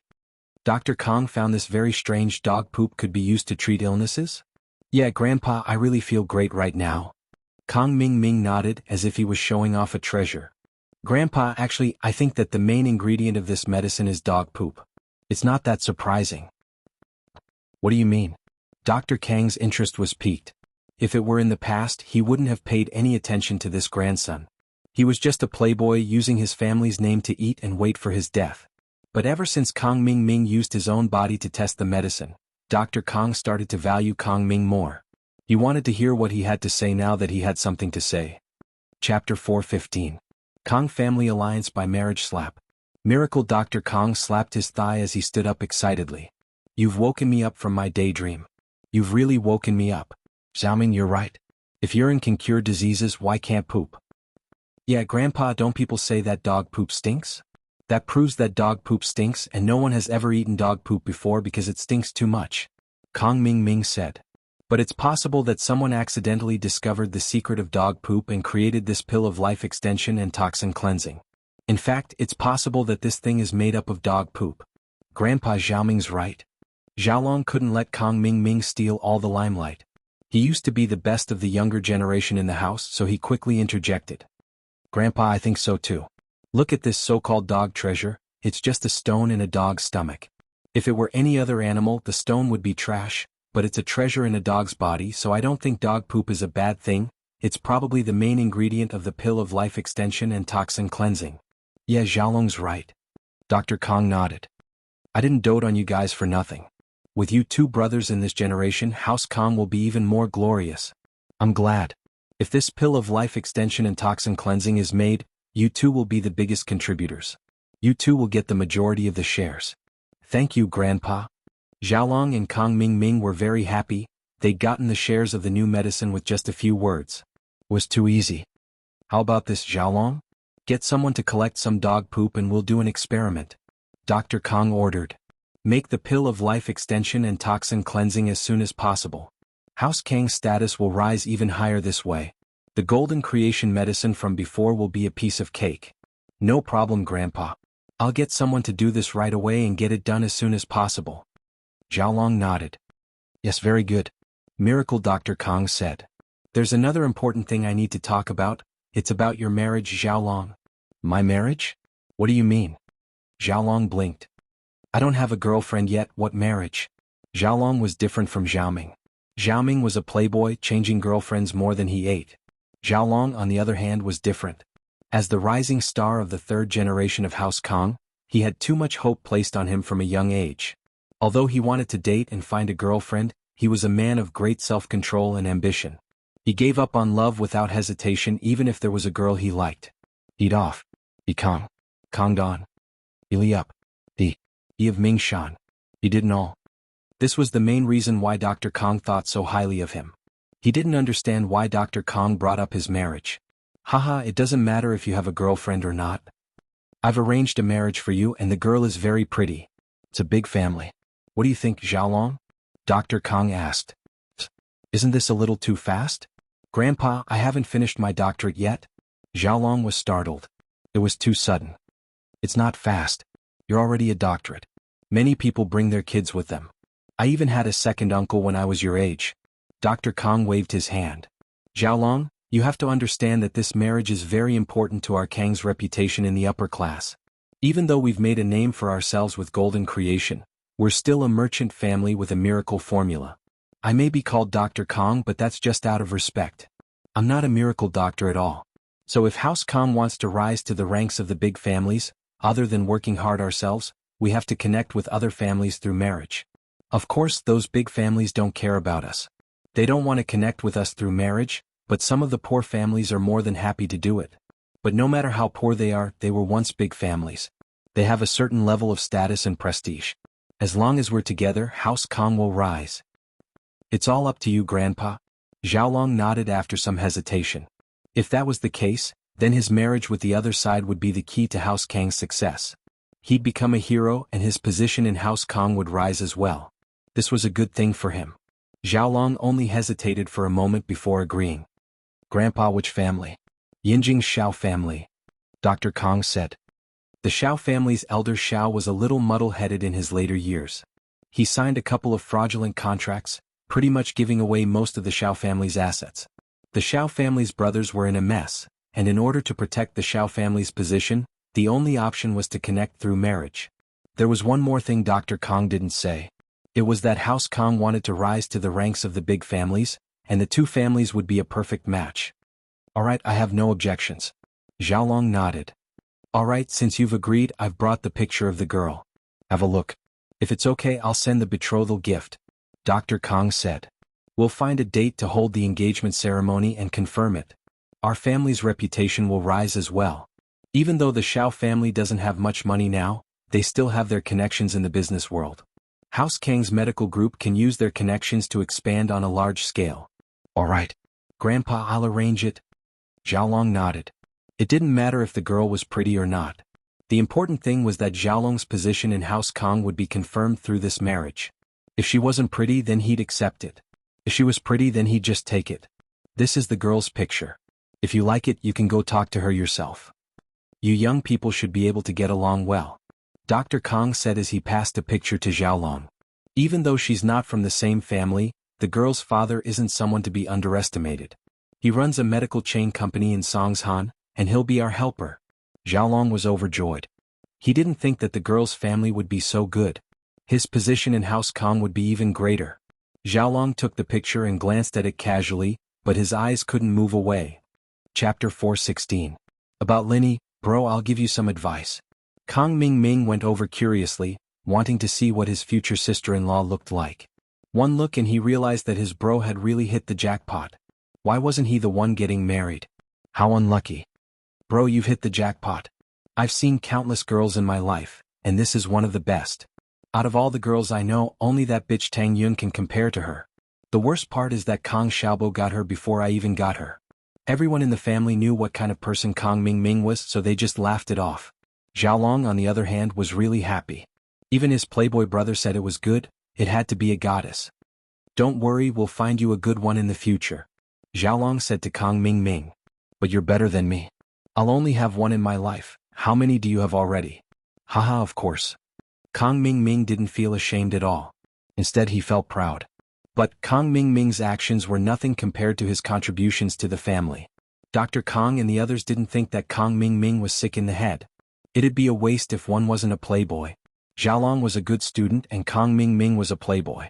They weren't lonely in the family. Xiao Xiao rushed into a clothing store with her hair dripping wet under everyone's weird gazes. She bought a new set from the inside out before driving to the nearest hotel, taking a hot shower and changing into a new set of clothes before heading back to school angrily. She didn't want to let Lin Yi go, but she didn't know Lin Yi's trump card. Lin Yi looked like he was a good fighter and his reflexes were super fast too. She'd been discovered the moment she snuck into the washroom. No wonder Pinliang and Zhou Ruoming weren't his match. This was evident from the fact that he was Mingyao's bodyguard. Peng Zhan wouldn't have hired him if he wasn't strong enough. It seemed that he had to thoroughly understand Lin Yi before he made his next move. Otherwise it was very likely that he would suffer a great loss again. With that thought, Xiao Xiao decided to ask Pinliang and Zhou Ruoming about Lin Yi. When Xiao Xiao got back to school, Pinliang and Xiaofu had just finished changing as well. They'd been kneeling in the toilet for a long time, and their pants were quite dirty. Lil sis Xiao Xiao. Pinliang didn't want to, but he couldn't pretend that he didn't see her at the school gates. Otherwise things would get worse. You two get over here. Xiao Xiao pointed at Pinliang and said coldly. Pinliang and Xiaofu's hearts skipped a beat. Could it be that Lin Yi didn't keep his promise and told Xiao Xiao about what happened? The two were scared out of their wits. They carefully walked up to Xiao Xiao and smiled. Lil sis Xiao Xiao, what's wrong? It's not our fault, we didn't know that Lin Yi would turn around all of a sudden. That's not what I wanted to talk to you about. Xiao Xiao frowned, a little unhappy. She didn't even mention it, why did you bring it up? What was the meaning of this? Were you trying to humiliate her? Then Lil sis Xiao Xiao is looking for us. Pinliang let out a breath of relief after hearing Xiao Xiao's words, but he was also a little fearful. It seemed like he'd been an idiot. How could he just bring up something as embarrassing as Xiao Xiao's? Of course she wouldn't be happy about it. Get Zhou Ruoming here too. I have something to talk to you guys about. Xiao Xiao ordered. Okay, I'll go get him now. Xiaofu volunteered. He was Pinliang's henchman, how could he let Pinliang run errands for him? Zhou Ruoming was actually quite easy to find. He played basketball almost every day and Xiaofu could spot him easily. Ming bro over here. Xiaofu called out to Zhou Ruoming. What's up? Zhou Ruoming was about to go in for a layup when Xiaofu called out to him. He jumped up in fright and let go of the basketball, displeased. Can't you wait until I'm done? Lil sis Xiao Xiao's looking for you? Xiaofu said. Fuck, why didn't you say so earlier? Zhou Ruoming jogged over, a shocked expression on his face. You two idiots. You pissed off Lil sis Xiao Xiao this morning, and now you're dragging me down with you? You're so mean. Zhou Ruoming knew a thing or two about what happened to Xiao Xiao this morning. Pinliang didn't go into detail, but it was obvious that Xiao Xiao was taken advantage of, and so Zhou Ruoming was quite afraid to go see her. It's fine, Lil sis Xiao Xiao didn't mention that, so don't bring it up. I think she's just asking us about Lin Yi. You'll know when you get here, Xiaofu said. Let's go, don't let Lil sis Xiao Xiao wait too long. Alright, I'll go now. Zhou Ruoming nodded and left the school gates with Xiaofu. Xiao Xiao brought them to a coffee shop beside the school and got straight to the point. Why don't you guys tell me about Lin Yi? I'm sure you guys know about how I got taken advantage of by Lin Yi today. This Lin Yi guy doesn't look like a normal person. Zhou Ruoming looked at Pinliang and Xiaofu. Logically speaking, what happened to Lin Yi was a nightmare and a humiliation to them. Everyone had been dealt with by Lin Yi in different ways, and it was a little embarrassing to talk about it now. What, you don't want to talk about it? Xiao Xiao frowned. And no. Pinliang and Xiao Xiao were in the same class, and they'd seen each other all the time. He didn't want to piss her off. I'll talk first. When Lin Yi first transferred here, he kicked me in the face. I wasn't happy, so I wanted to get back at him. And so, Pinliang started talking about his grudge with Lin Yi, all the way until Heibao Bro came to school and got his face stepped on by Lin Yi. So you're saying that even gangsters aren't his match? Xiao Xiao was a little surprised. She'd already guessed that Lin Yi wasn't weak from how he pushed the cart with one arm, but she didn't expect Lin Yi to be this strong. Even the gangsters with guns were beaten to the point of looking for their teeth on the ground. Of course, Pinliang didn't tell her about Heibao Bro breaking through to Golden Class.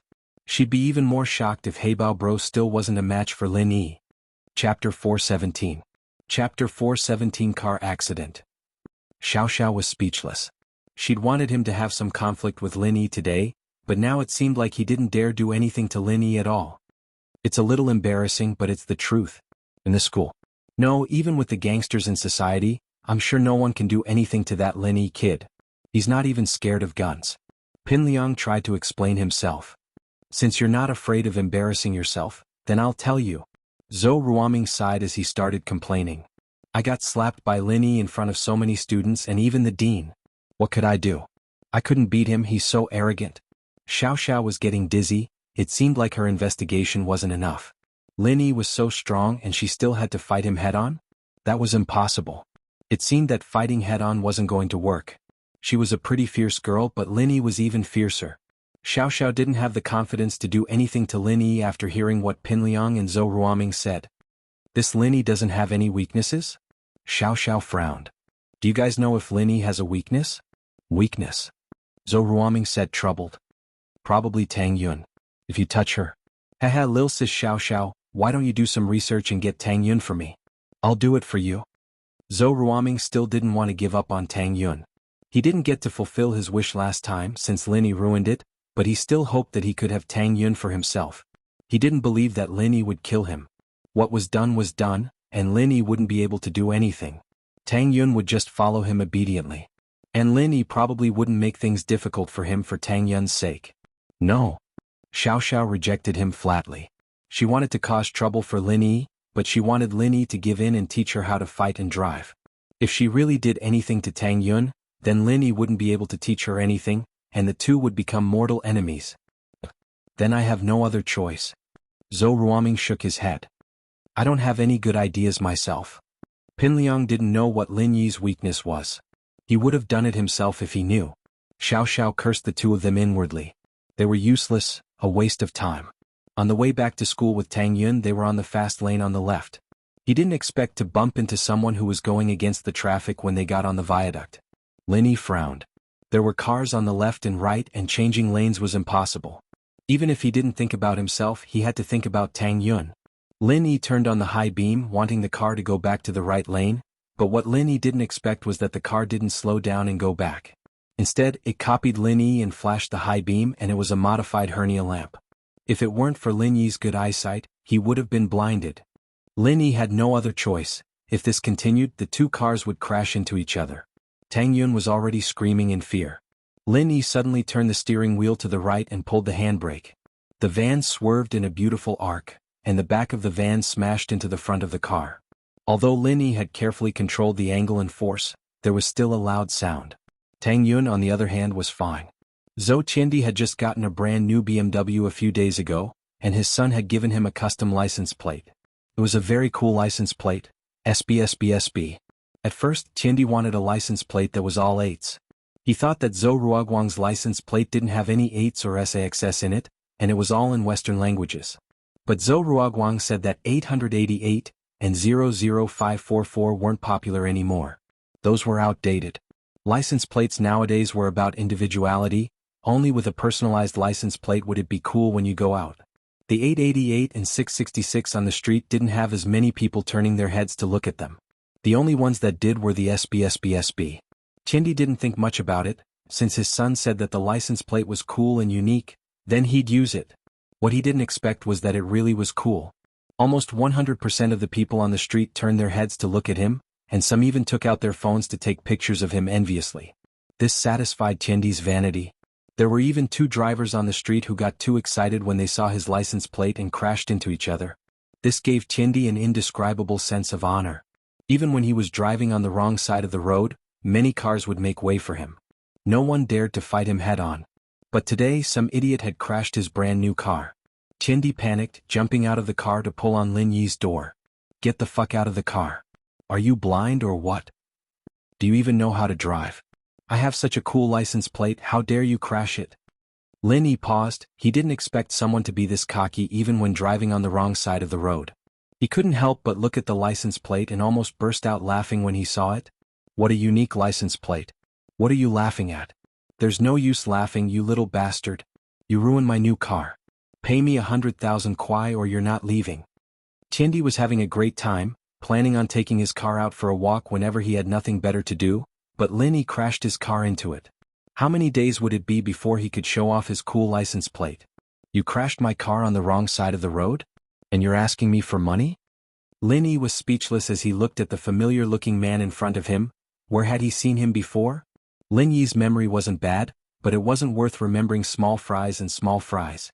He couldn't remember who this small fry was. How much is a bun like you worth? Don't think I don't know that you crashed my car on purpose. Trying to drift with me? I'm telling you it's no use. If you don't pay me today, don't even think about leaving. Chendi didn't lack money, but he was pissed off today. He wanted to make things difficult for Lin Yi, who told him to crash his cool car. Alright, stop wasting time. You crashed my car and I'm not asking you for money anymore. Let's go our separate ways, I'm in a hurry. Lin Yi got out of the car and looked at his van. There was only a dent in the back, so he smashed it a few times and straightened the metal. Chapter 418. He really didn't dare, huh? Lin Yi shrugged. I just smoothed out the metal on my car. How am I trying to scare you? Just you wait. Don't leave if you dare. Chendi humphed coldly before pulling out his phone. Ruoguang, where are you? I'm in the North District on Southern Titanium Road. My car was hit by someone and this guy doesn't want to pay up, even using his fist to scare me? Fine, I'll wait for you, hurry up. Lin Yi frowned. Since the guy didn't want to let this go, then he'd deal with it. Lin Yi pulled out his phone as well and called Lingshan. Lingshan was quite surprised to see Lin Yi's call. She thought that Lin Yi had thought of a solution this quickly. She picked up, surprised. Lin Yi, you got a solution? No, someone ran into me on the wrong side of the road. Come take a look. Lin Yi said faintly. Ran into you? Are you all right? Lingshan paused. She needed Lin Yi's help right now, and if something were to happen to Lin Yi, then the rescue mission would be over. I'm fine. They're trying to scam me and they're trying to scare me. Lin Yi said. You're coming to me for something like this? Can't you solve it yourself? Lingshan found Lin Yi's words funny and annoying at the same time. You're coming to me for something like this? Aren't you supposed to be capable? Alright, I'll smash his car and beat him up. Lin Yi said. Ah. Lingshan smiled bitterly. Alright, wait for me, I'll go over now. If Lin Yi were to smash someone's car, he'd probably end up in the police station. She'd be the one in trouble then, so Lingshan had no choice but to agree. Southern Titanium Road. Lin Yi smiled. If they get here before you come, I'll have to do it. Alright, I got it. Lingshan humphed, afraid that Lin Yi would cause trouble for her. Don't be rash, Miss Braindead is coming. Lingshan added helplessly. Ha, alright. Only now did Lin Yi realize that Lingshan had a cute side to her. This violent, brain-dead girl wasn't completely useless. It doesn't matter who you go to. I'm telling you, you're dead meat today. Don't even think about leaving if you don't get 100,000. Chendi threatened, pointing at Lin Yi. This was his newly bought BMW. It had been driven for less than half a month, but it was hit by Lin Yi. The headlights were broken, which made him very distressed. Therefore he had to make Lin Yi pay the price. The roar of an engine was heard, accompanied by the earth-shattering subwoofer DJ music. A motorcycle quickly drove over and stopped between the BMW and the van. Chendi was overjoyed. His son was here and the person who hit his car was dead meat. Dad, what's going on? Who hit you? Zhou Ruoguang jumped off the motorcycle and took charge. He crashed my car and didn't pay up, I'll kill him. That's the little bastard. Beat him up first, then smash his car and make him pay 100,000. Chendi smiled coldly as he pointed at Lin Yi and gave the order. Chendi was going crazy with anger. His brand new BMW with a cool license plate was destroyed by this kid with a van. He wouldn't be able to calm down if he didn't teach him a lesson. Besides, Chendi hadn't been in a good mood for the past 2 days. He had his eyes on a girl in the company, and was about to get her when her boyfriend came out and ruined his plans. Oh, just you. Zhou Ruoguang was about to teach the kid with the van a lesson when he turned around and saw Lin Yi. Zhou Ruoguang had better eyesight than his old man Chendi. Chendi didn't recognize Lin Yi, but Zhou Ruoguang recognized Lin Yi right away. How come it's you?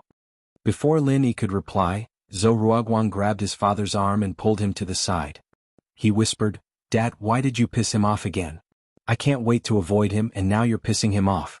Aren't you just looking for trouble? Oh, you know this kid? Chendi paused. Even the men who came with Zhou Ruoguang were taken aback. They didn't know why Zhou Ruoguang would say something like that. Isn't he the one who threw you out of the hospital room? Zhou Ruoguang smiled bitterly. Dad, just apologize to him. Don't cause trouble, this kid isn't easy to deal with. Apologize? How can you do that? I don't believe he can fight 4 hands with 2 fists. You have so many people with you, what's there to be afraid of? Chendi frowned. He was a celebrity after all, and now he had to apologize to a little brat after getting hit by a car on the street. What face would he have left if word got out? How could he take that? Then find someone else, Dad, I don't want to die yet. Zhou Ruoguang shook his head. Lin Yi had already traumatized him last time, and he couldn't bring himself to go against Lin Yi at all. You're just a piece of trash that can't be helped. Tiandi humphed coldly. Even your brother has more balls than you. I'll ask your brother to take care of this kid next time. Zhou Ruoguang kept his head down and didn't say anything. He really didn't dare do anything to Lin Yi. It wasn't an act, and so he pretended not to hear anything Tiandi said. Trash. Tiandi was infuriated. He was about to say something else when a police siren sounded not far away. A police car sped over and stopped beside Tiandi's BMW, its lights flashing. Ling Shan let out a sigh of relief when she saw that everyone was alive and well. She'd rushed through the red lights all the way here because she was afraid that Lin Yi would cause trouble for her. Luckily Lin Yi didn't hit anyone. All of you follow me back to the police station. Ling Shan's heart was in her throat the whole time, and she was naturally furious. She pointed at Tiandi and Lin Yi. Tiandi wasn't expecting a police officer to show up all of a sudden. He frowned. Why was there a police officer here when he didn't even call the police? Were they just passing by? What a busybody. I say, comrade, I have friends in the traffic police. You don't have to worry about this anymore, we can handle this ourselves. Tiandi waved his hand at Ling Shan. As far as he was concerned, Ling Shan was young and a policewoman. She was just an intern who just graduated, so he didn't really care about her. She was quite pretty and her body was hot as well. But Tiandi wasn't stupid enough to flirt with a policewoman. He didn't want to go to jail yet. Chapter 419. I'll give you a mission. Alright, give me a minute, I'll make a call. Tiandi pulled out his phone and dialed a number. Hello. Wang bro. I'm Zhou Tiandi. I got into a car accident on Jinan Road and was about to settle it privately when a police officer came over. Right, can you talk to her? Alright, I'll give her the phone. With that, Tiandi handed the phone to Ling Shan. Answer the phone? Ling Shan looked at Tiandi with a half smile as she took the phone. Hello, I'm Ling Shan. Who's this? Song? Captain Song? The guy was just about to say something when he heard Ling Shan's name. Everyone in Songshan knew about Ling Shan from the criminal police team after all. Who would dare go against her? He couldn't possibly order a criminal police captain around, could he? Plus, since Ling Shan was keeping an eye on Tiandi, it might be some big case. Maybe he was doing some illegal business. He had to draw a line between him and Ling Shan as soon as possible. With that in mind, Wang Bro said, It's fine, Captain Song, I won't disturb you anymore. Ling Shan handed the phone back to Tiandi, who didn't hear what Wang Bro was saying. I'm Ling Shan. He thought that everything was settled, and was about to thank Wang Bro when he realized that the call had been hung up. Tiandi didn't think much of it, thinking that Wang Bro was busy. Wang Bro told you, right? You can leave now, little comrade. Don't stick your nose in other people's business. Dad. Zhou Ruoguang quickly pulled Tiandi back. Tiandi didn't know Ling Shan, but how could Zhou Ruoguang not know her? As the head of the North District's gangsters, it'd be a waste if he didn't know the criminal police captain. His face paled as he watched his father lecture him. What are you doing? Tiandi glared at his son. What do you want? Dad, she's Captain Song from the crime squad. Zhou Ruoguang said carefully. Wah. Tiandi froze like an idiot. She's the captain of the criminal police force? Are you leaving or not? I don't need to do anything, do I? Ling Shan said as she pulled out the handcuffs. Let's go. Let's go then. Tiandi's face was grim. He didn't think that he'd pissed off the captain of the criminal police. If he didn't leave now, the captain would probably pull out a gun. It's none of my business. I'm just passing by. Zhou Ruoguang didn't want to go to the police station. You're going too. You are illegally driving an unlicensed modified motorcycle, and I suspect that you are trying to gather a crowd to cause trouble.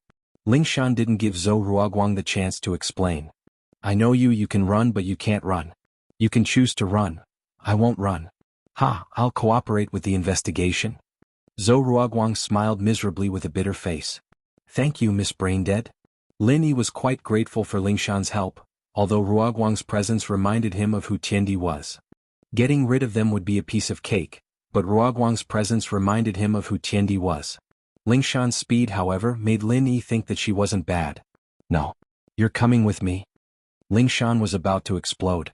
You can call me Miss Braindead in private, can't you?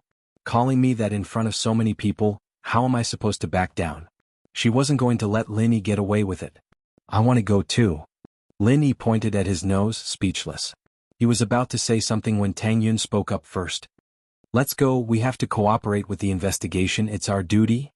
Tang Yun was a good kid, naturally she wouldn't reject going to the police station. Besides, it's not our fault, it's their fault, we'll be able to explain ourselves in the police station. Ha! Alright. Lin Yi nodded, a bitter smile on his face. Tang Yun was a good kid after all. Lin Yi didn't care what Ling Shan said and he'd just leave. He didn't believe that Ling Shan would come after him. Pho! Ling Shan breathed out in relief too. She'd blurted out those words in a fit of anger, not thinking about the consequences at all. She regretted it immediately after. Since when had Lin Yi ever given her any face? Wasn't she just asking to be humiliated if she ordered him around? If Lin Yi left, she'd be in an even worse position in front of Zhou Qiandi and his son. This was even more serious than the Miss Braindead from before. Now that Tang Yun said that she wanted to go to the police station, Ling Shan breathed out in relief. At the same time she felt grateful for Tang Yun, but at the same time she was annoyed at Lin Yi for listening to Tang Yun and taking care of her. She wasn't any worse than Tang Yun, was she? She wasn't any weaker than Tang Yun in terms of looks and height, and her body was several times hotter than Tang Yun's as well. Lin Yi was a blind man, how could he be so rude to her? Ling Shan got angrier the more she thought about it. Why was Lin Yi so gentle to Tang Yun and treating her like this? Did he hate her that much? She had to be Miss Braindead to ask for his help. You guys follow me in the car. Ling Shan got into the police car, and Lin Yi, Qiandi, and the others followed behind as they made their way to the police station. Zhou Qiandi didn't know about the relationship between Lin Yi and Ling Shan, but he was overjoyed to hear Lin Yi call Ling Shan Miss Braindead. This was going to be fun. This Lin Yi was probably going to get beaten up, wasn't he? But Qiandi didn't plan on letting Lin Yi go so easily. On the way to the police station he called his youngest son, Zhou Ruoming. Hey Ruoming, are you at school? Qiandi had always told Zhou Ruoming to study hard in school, not letting him get involved in fights. But this time he was really pissed off.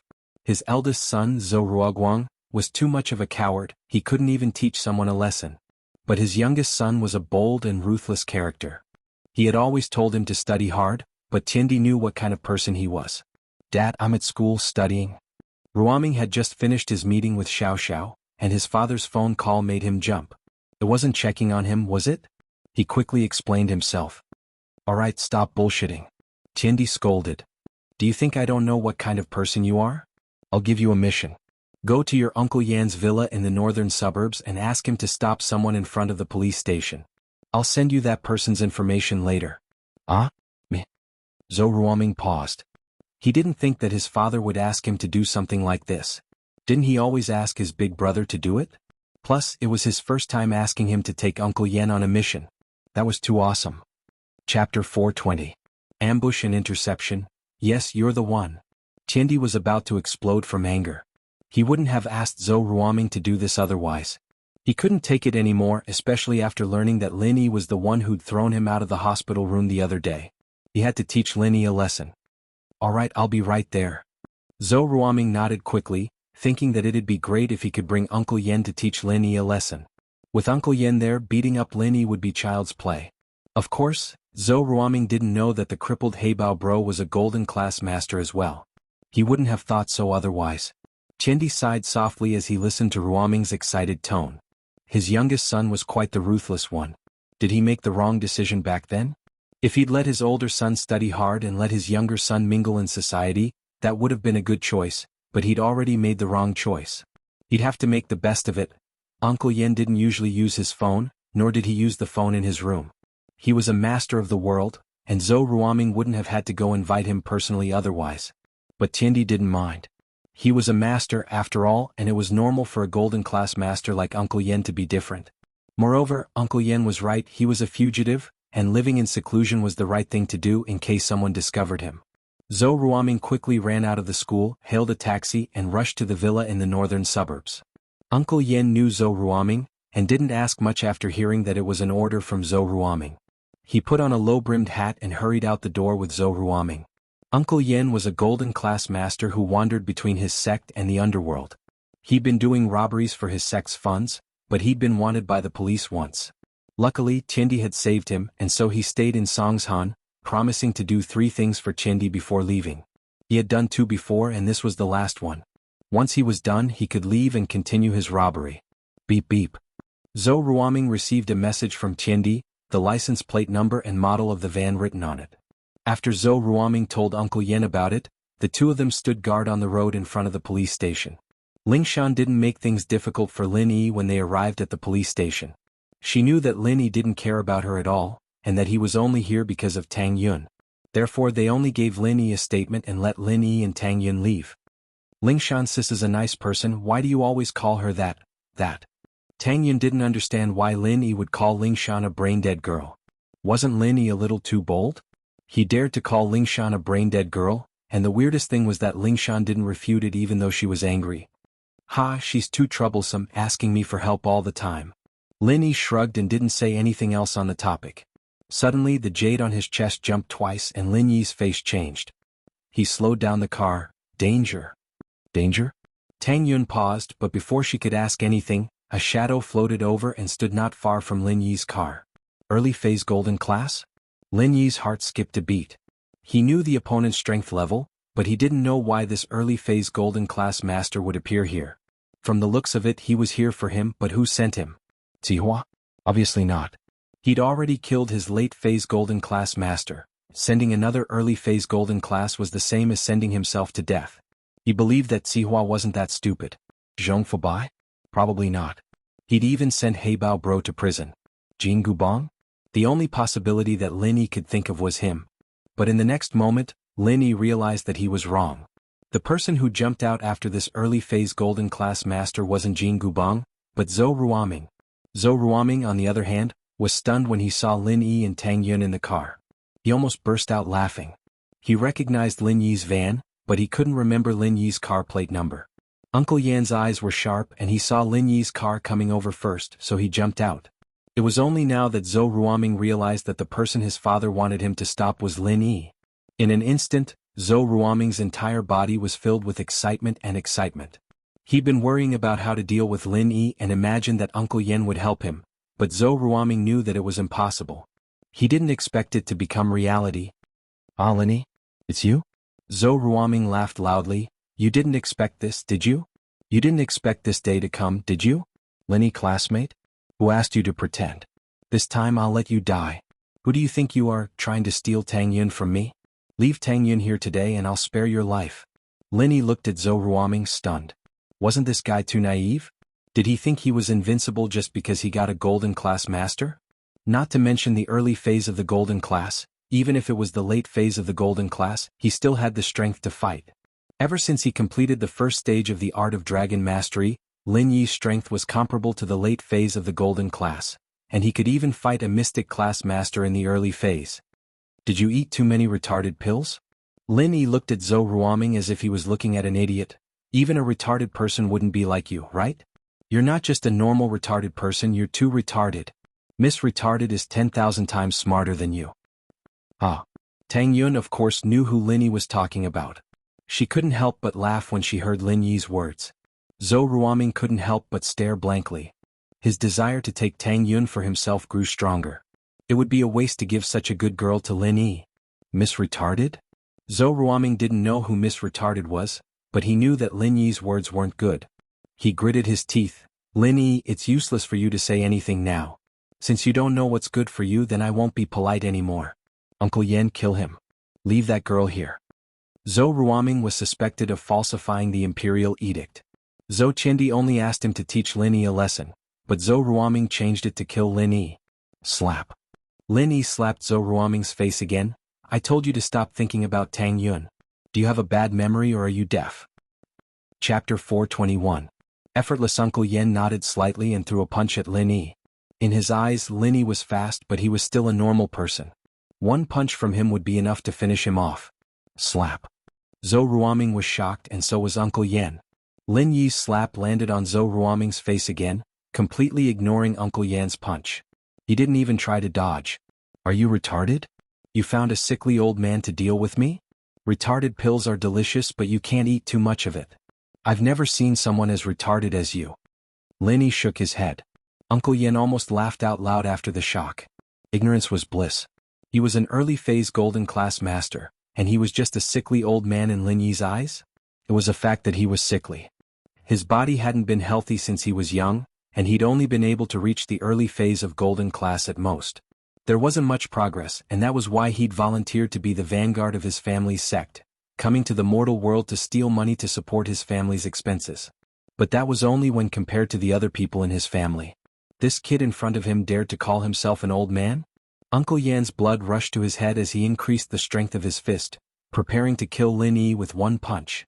But before his fist could reach Lin Yi, a crisp slap sounded. Uncle Yan stumbled and fell to the ground, 5 red marks on his face. You think you're something, don't you? You're an early phase golden class master, so what? Don't you think it's embarrassing for an old man like you to bully 2 young people like us? With that, Lin Yi stomped on Uncle Yan's head, deforming the left side of the man's cheek. Even his teeth fell out. Lin Yi's words made Zhou Ruoming and Tang Yun sweat. They've heard of young people bullying old people, but they've never heard of old people bullying young people. However, Uncle Yan didn't think that there was anything wrong with Lin Yi's words. According to Tang Yun and Zhou Ruoming's understanding, it was only applicable in the common world, not in the Wulin world. In the martial arts world, the older one was, the more profound their skills were. If an old man bullied a young man, it would be criticized by others as bullying the young. However, was he bullying the weak? Uncle Yan was on the verge of tears. He had really misjudged him. Not only had this young man seen through his strength at a glance, but he had also beaten him up so effortlessly. He was an early phase golden class master, but he was stepped on like a dead dog. He didn't even have a chance to fight back. According to this situation, the young man was at least a middle phase golden class master, or even a late phase golden class master. Uncle Yan, what are you doing? Don't worry, there's no one here, just kill him? Zhou Ruoming didn't understand the situation. He thought that Uncle Yan was pretending to be weak, pretending that he was bullied by Lin Yi so that he could kill Lin Yi. Although that would achieve his goal, it didn't feel good no matter how he looked at it. It wasn't as satisfying as killing Lin Yi directly, so Zhou Ruoming reminded Uncle Yan anxiously. He couldn't be blamed for thinking that way. In his eyes and heart, early phase golden class masters were like gods, a symbol of invincibility. He once heard from his father, Zhou Tiandi, that it took several armed policemen to barely control Uncle Yan. What did that mean? If it was one-on-one, Uncle Yan was invincible. Although Zhou Ruoming didn't know what early phase golden class was like, he felt that it had to be stronger than Lin Yi. No matter how good Lin Yi was, he was just a normal person. How could he compare to a master of the martial arts world? Even if Lin Yi beat Heibao Bro to a pulp, Heibao Bro was just a gangster. No matter how strong he was, he wouldn't be stronger than a golden class master. That was why Zhou Ruoming could say something so stupid. Uncle Yan heard Zhou Ruoming's words and cried in his heart. Didn't you see the situation? Did you think I wanted to be stepped on? I had no choice but to be stepped on. The opponent's strength was obviously much higher than mine. I'm no match for him. Zhou Ruoming, how did you know I was here? Lin Yi didn't forget to ask Zhou Ruoming as he stepped on Uncle Yan. Lin Yi, don't be so arrogant. When Uncle Yan shows his power, you'll be dead. Zhou Ruoming, the idiot, still didn't see the situation clearly. He still thought that Uncle Yan could kill Lin Yi. You crashed my dad's car and broke my brother's arm. I brought Uncle Yan here to stop you. That idiot from before was your dad? Lin Yi realized. No wonder Zhou Ruoming knew where he was. So he was Zhou Tiandi's son, Zhou Ruoguang's brother. It was like the saying went, don't enter the same door if you're not a family. A family of idiots. Uncle Yan, what are you doing? Hurry up and kill this kid. Zhou Ruoming was confused when he saw that Uncle Yan hadn't exploded yet. Jiao Lao, there are too many people here. It's not easy to kill this old man. Is there a way to cripple him? Lin Yi asked Jiao Yazi in the Jade. Of course. Jiao Lao's voice sounded. People like him who reached golden class through immature training methods have all sorts of flaws. How can they compare to your art of dragon mastery? As long as they haven't reached the earth class, they will have a weak point. Once you break through their weak point, they'll basically be crippled unless they retrain their body and enter golden class through physical arts. Then where's his weak point? Lin Yi was surprised and happy after hearing Jiao Lao's words. I don't know, Jiao Yazi said. Lin Yi almost fell down. Even Jiao Yazi didn't know. But generally, the weak point of golden class is near the Dantian, unless it's a very special physical practitioner. Jiao Yazi's next words gave Lin Yi hope again. Bang! Lin Yi's foot landed on Uncle Yan's Dantian, and Uncle Yan let out a blood-curdling scream before fainting. His whole body was like a deflated balloon and he slumped to the ground. Lin Yi knew that he had broken Uncle Yan's weak point and directly crippled him. The moment he kicked, Lin Yi could feel the true energy in Uncle Yan's body quickly leaking out until it disappeared. Just like what Jiao Lao said, Lin Yi could no longer feel Uncle Yan's strength. In his eyes, Uncle Yan was no different from an ordinary old man. Chapter 422. He's mute. A chill rose from the bottom of his feet to the top of his head. Zhou Ruoming looked at Lin Yi in horror.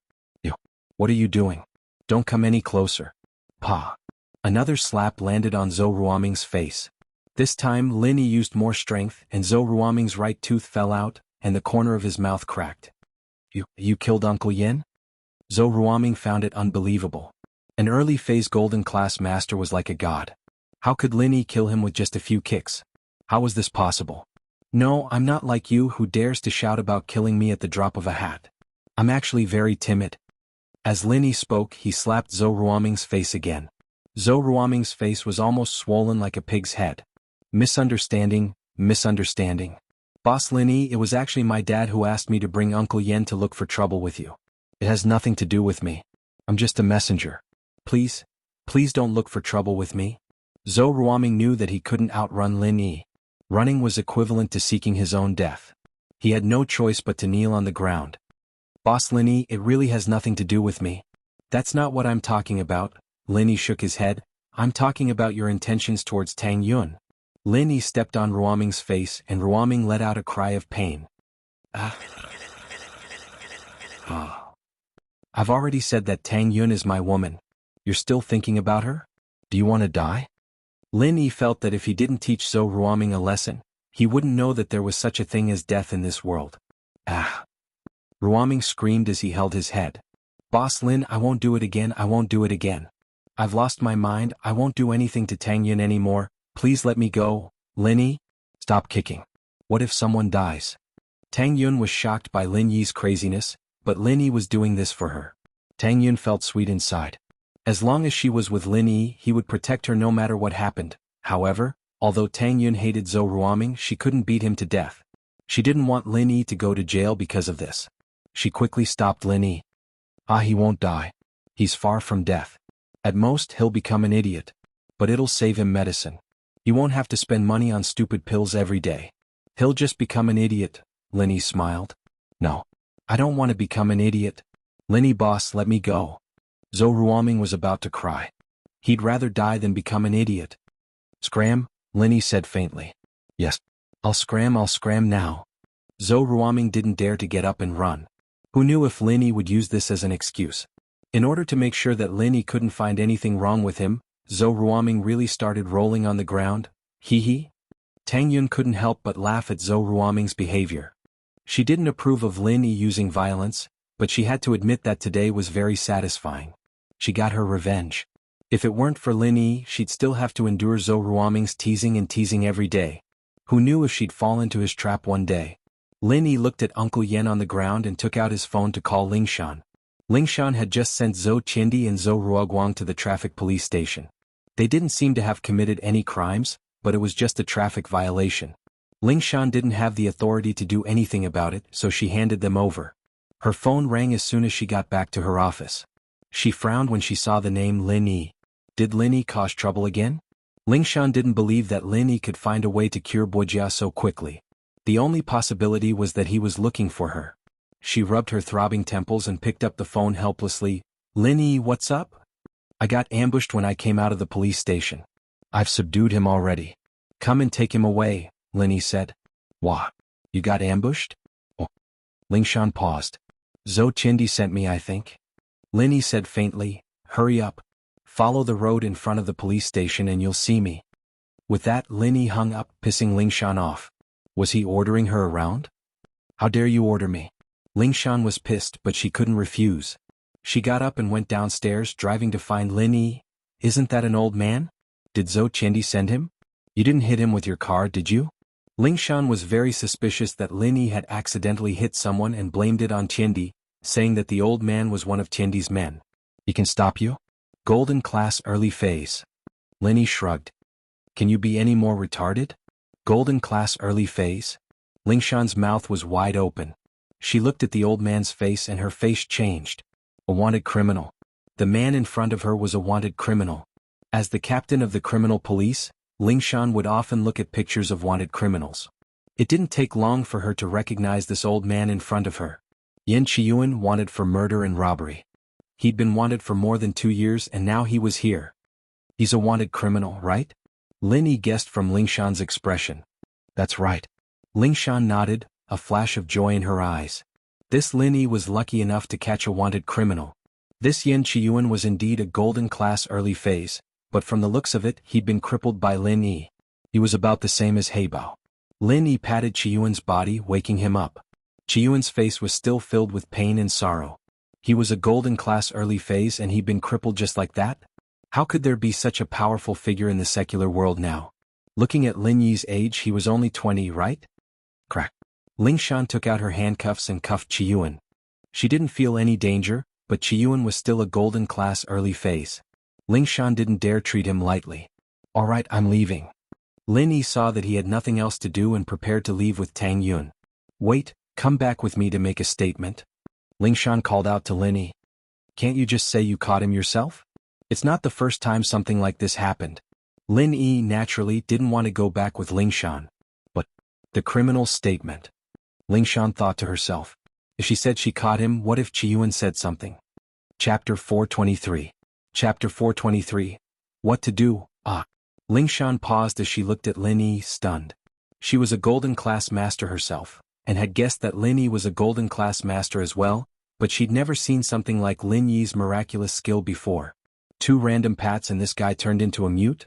Uncle Yen didn't believe it as well. He'd never seen Lin Yi do something like this. Could it be acupuncture? That wasn't possible. He was a Wulin practitioner, and he'd never heard of anyone who knew how to use acupuncture. That was something that only existed in novels and dramas. It didn't exist in real life.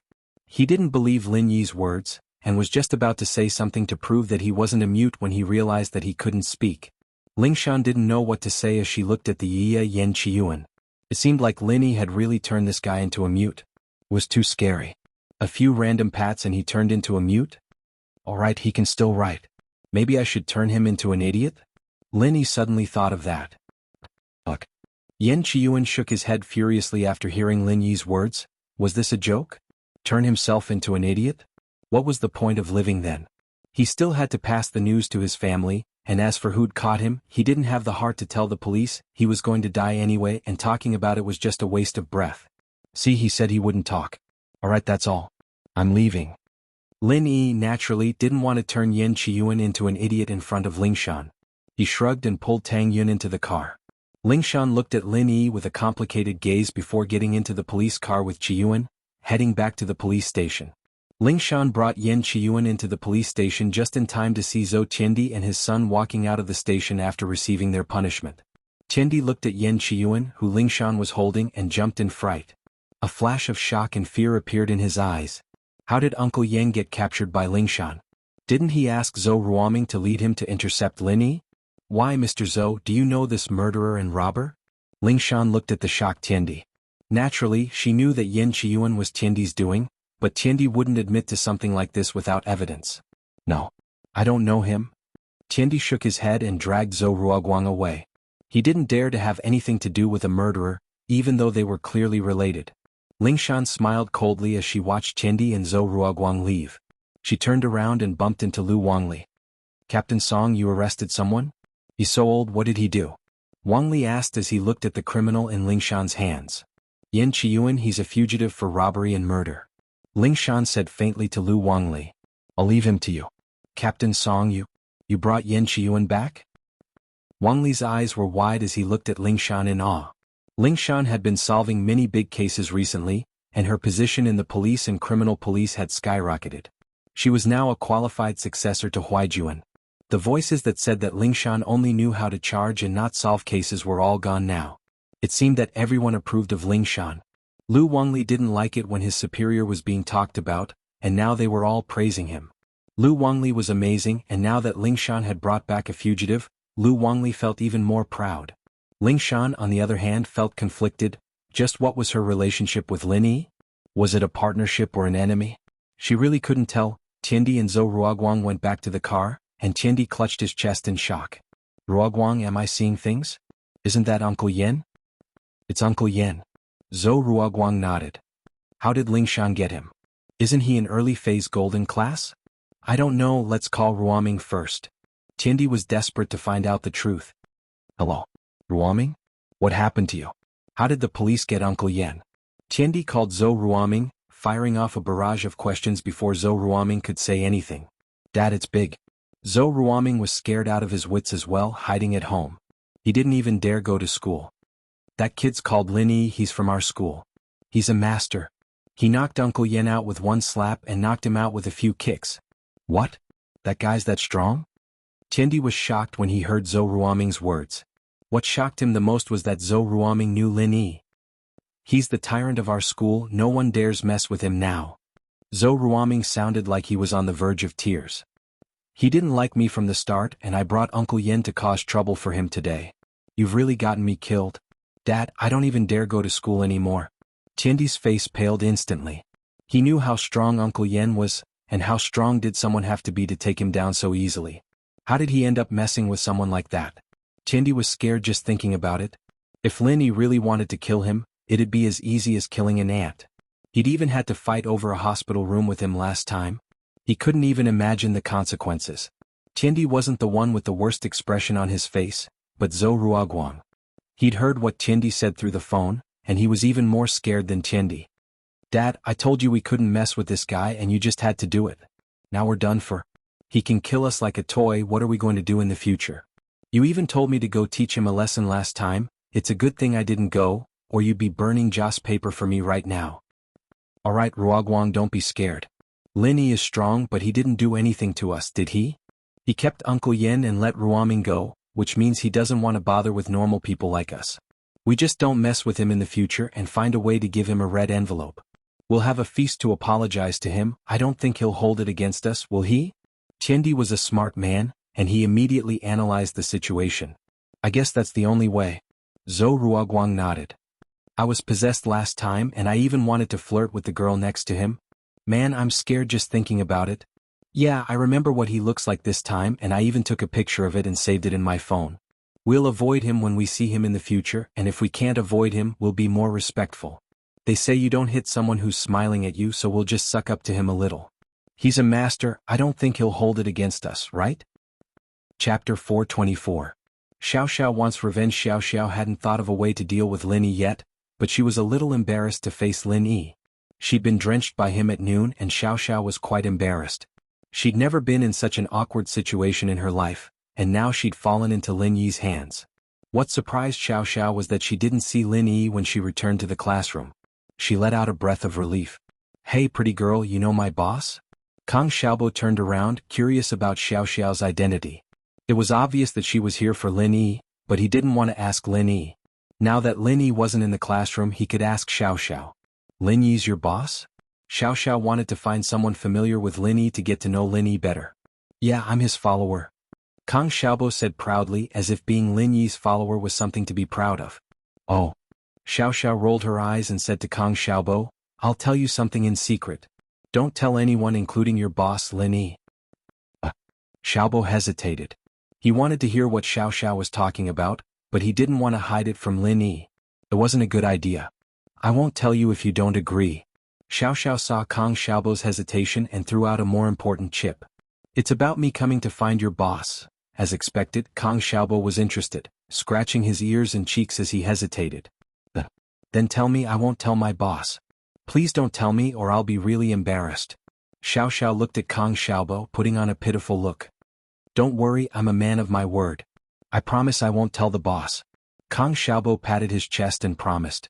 But Kang Xiaobo wasn't an idiot. He promised not to tell Lin Yi, but he didn't promise not to tell Tang Yun. He'd just tell Tang Yun and Tang Yun would tell Lin Yi, and it wouldn't have anything to do with him. Actually, I like Lin Yi, I transferred here because of him. Xiao Xiao whispered to Kang Xiaobo, blushing. Kang Xiaobo's eyes widened. You have a crush on my boss? And? Xiao Xiao nodded.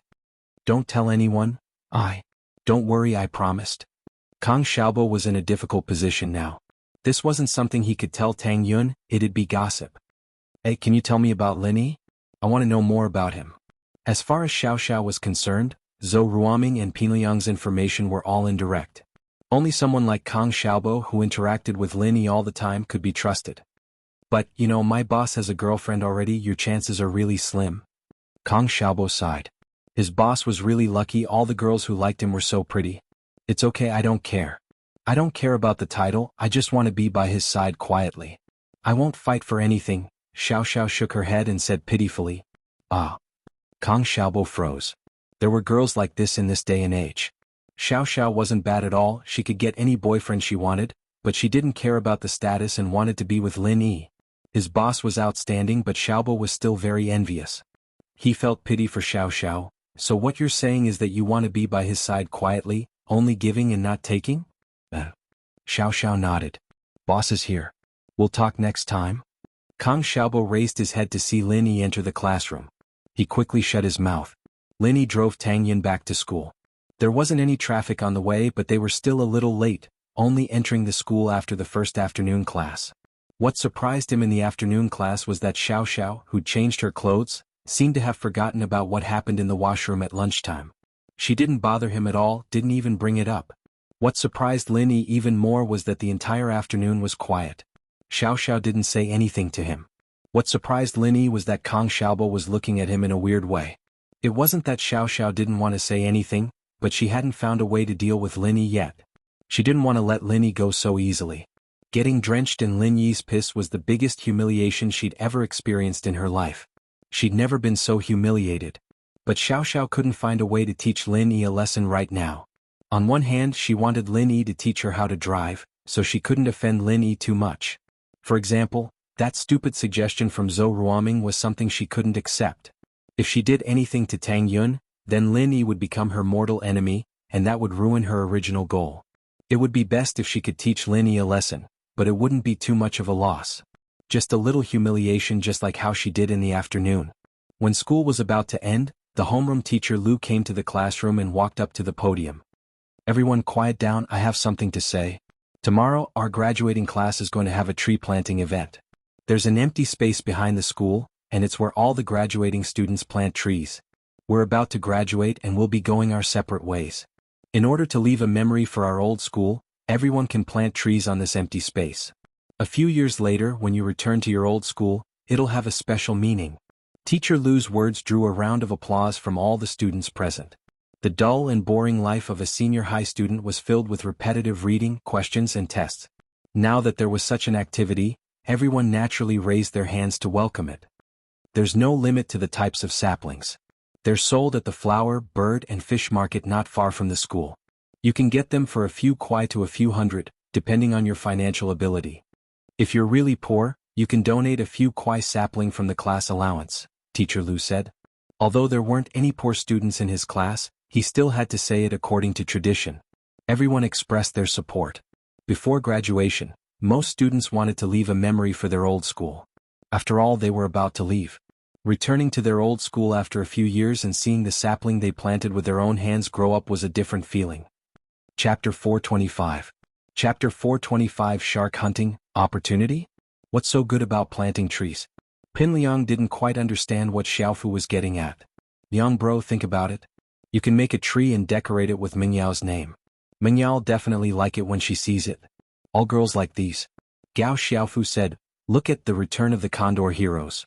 On Guxiang's birthday, Yang Gui gave her a firework. As a result, she was so happy that she even pledged her life to him. Gave herself to him? Why did I think Guxiang became a nun? Pin Liang blinked. Ugh, then she became a nun. I don't remember, maybe I was looking at Dijinshi? Xiaofu said, a little embarrassed. I think that being a nun is for love.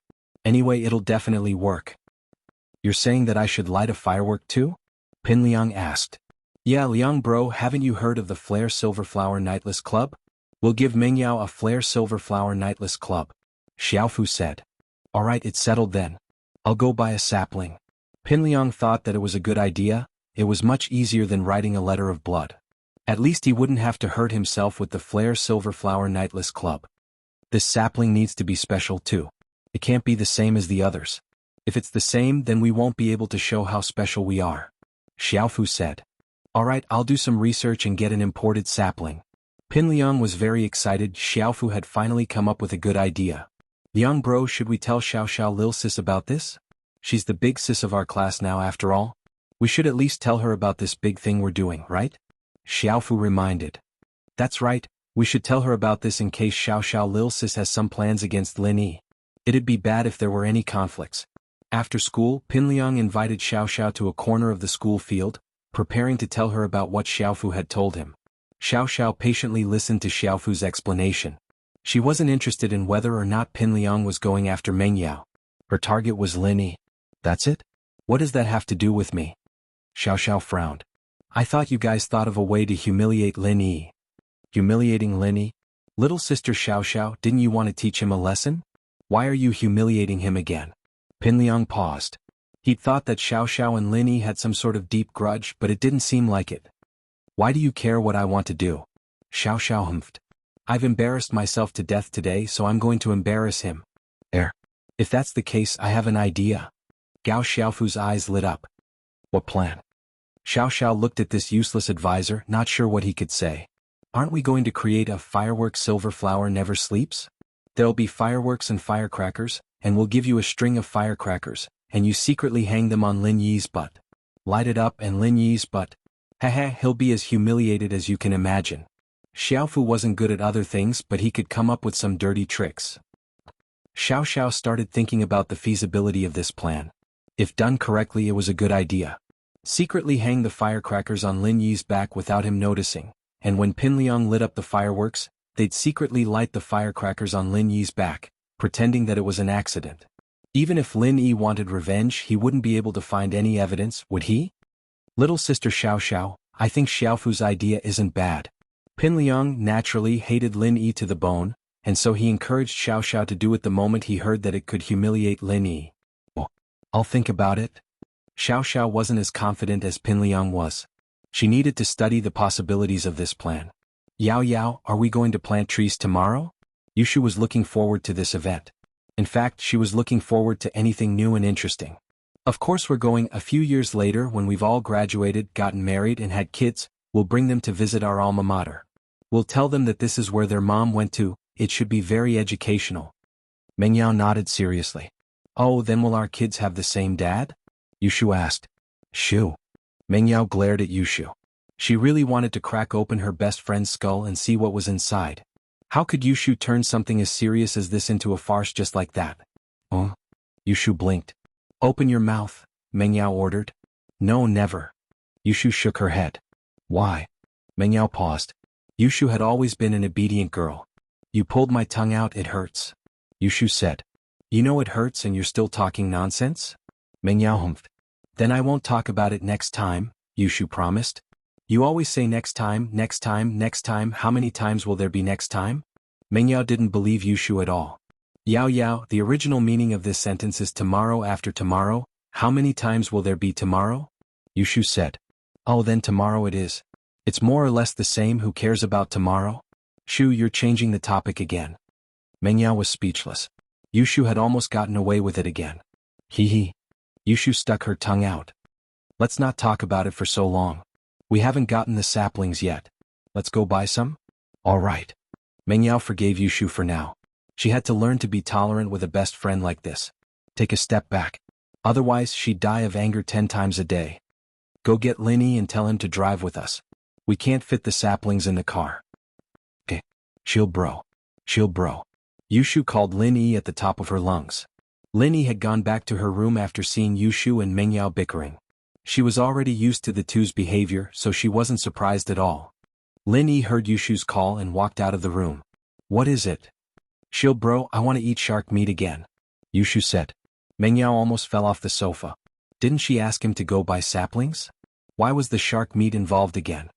Oh, they don't sell it on the market. Why don't you go catch one yourself? Lin Yi was speechless.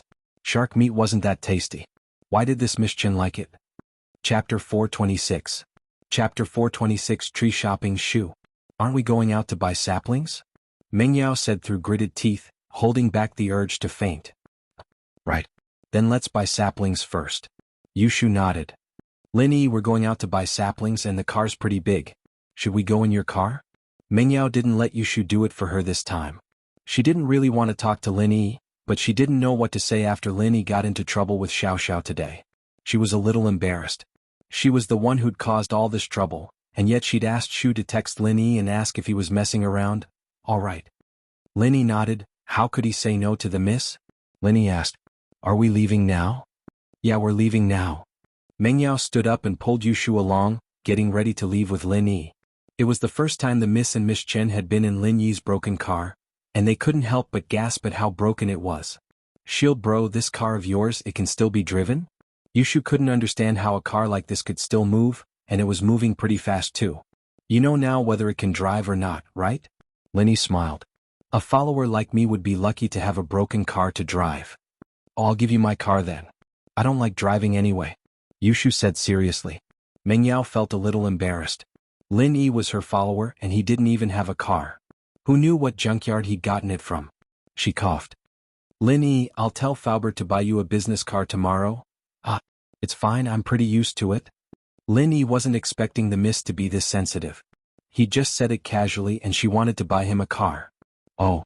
Meng Yao naturally wouldn't try to convince Lin Yi otherwise. That Xiao Xiao didn't do anything to you today, did she? Man, why not? She took a photo of me going to the toilet to blackmail me, but I thought it was Zhong Pingliang, so I pissed her all over. That's a big grudge. Lin Yi didn't try to hide it. This was all because of him going out with the miss, so Meng Yao couldn't blame it on him if anything happened to Xiao Xiao in the future. You thought she was Zhong Pingliang and pissed her all? Meng Yao's eyes widened. She and Shu had gone to check the toilet when it rained last time, and the thought of Pingliang's pitiful face was hilarious.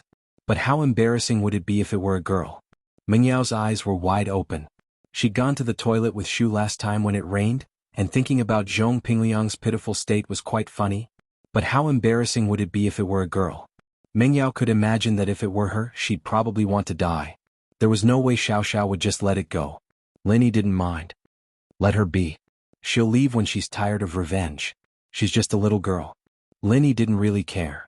Let her be, she'll leave when she's tired of revenge. She's just a little girl. I'm really sorry, I didn't think she'd go after you. Meng Yao said apologetically. Maybe I'll talk to her tomorrow, tell her that it wasn't your fault. Meng Yao's face was a little red as she humphed. I'm a person who knows what's good and bad for me. Don't think that just because I spoke up for you, it means that I'll treat you well. I'm telling you, I actually still really hate you. Meng Yao blurted out in a panic but regretted it immediately after. Did she really still hate Lin Yi? It didn't seem like it anymore, huh? Lin Yi smiled. I know, but Xiao Xiao can't do anything to me. Don't go after her in case the class finds out about our relationship. Meng Yao gritted her teeth at Lin Yi. In case the class finds out about our relationship? So what if they find out? What's there to be afraid of if I'm not even scared? What's the meaning of this? But Meng Yao understood that Lin Yi was saying this because he didn't want to put her in a difficult position, not because of himself. But Meng Yao was still angry. Any other boy would be more than happy to have a relationship with her, but why didn't this Lin Yi realize that at all? Could it be that he was so weak? Meng Yao didn't say anything and the atmosphere in the car got a little heavy. Luckily Yushu was there. Shield bro, do you think there'd be sharks in the flower bird fish market? Meng Yao really wanted to slap Yushu to death. Shu, do you think people would buy a shark to raise at home? Aren't they afraid of getting eaten by sharks? There are. Yushu nodded. For example, suicidal people. All right, you win. Meng Yao slapped her forehead. Lin Yi parked the car in front of the fish market and brought Meng Yao and Yushu inside. Follow closely, it's a messy place. There might be pickpockets. Oh. Yushu quickened her steps before slowing down again. I didn't bring any money. Shu, are you serious? You're not joking? Meng Yao's face changed upon hearing Yushu's words. No, Yao Yao, you know that I like to put my wallet in my bag. Yushu said. Look at my dress, where's my wallet? I didn't bring any either. Meng Yao frowned. Lin Yi, did you bring any money? I did. Lin Yi said to himself. No wonder Faubert gave him a credit card. These two girls didn't bring any money when they went out. I'll lend it to you. Meng Yao breathed out in relief. It'd be a wasted trip if Lin Yi didn't bring any money. Wow, Yao Yao, look, there really are saplings for sale here, there's so many different types. Yushu was dazzled as she walked in. Yao Yao, what should we plant tomorrow? Meng Yao shook her head. She wasn't an expert in plants, so she didn't know what to buy. Yao Yao, look over there. That tree looks special. Why does it need N4 drip? Yushu pointed at a few saplings not far away. I don't know, maybe it's sick. Meng Yao said. It's nutrient fluids. Some imported saplings need to be injected with nutrient fluids because of the difference in environment, or they won't survive. Lin Yi explained with a smile. Some high-class parks have these kinds of trees. This one looks interesting. Yao, maybe we should buy this? Yushu found the 4 tree quite interesting.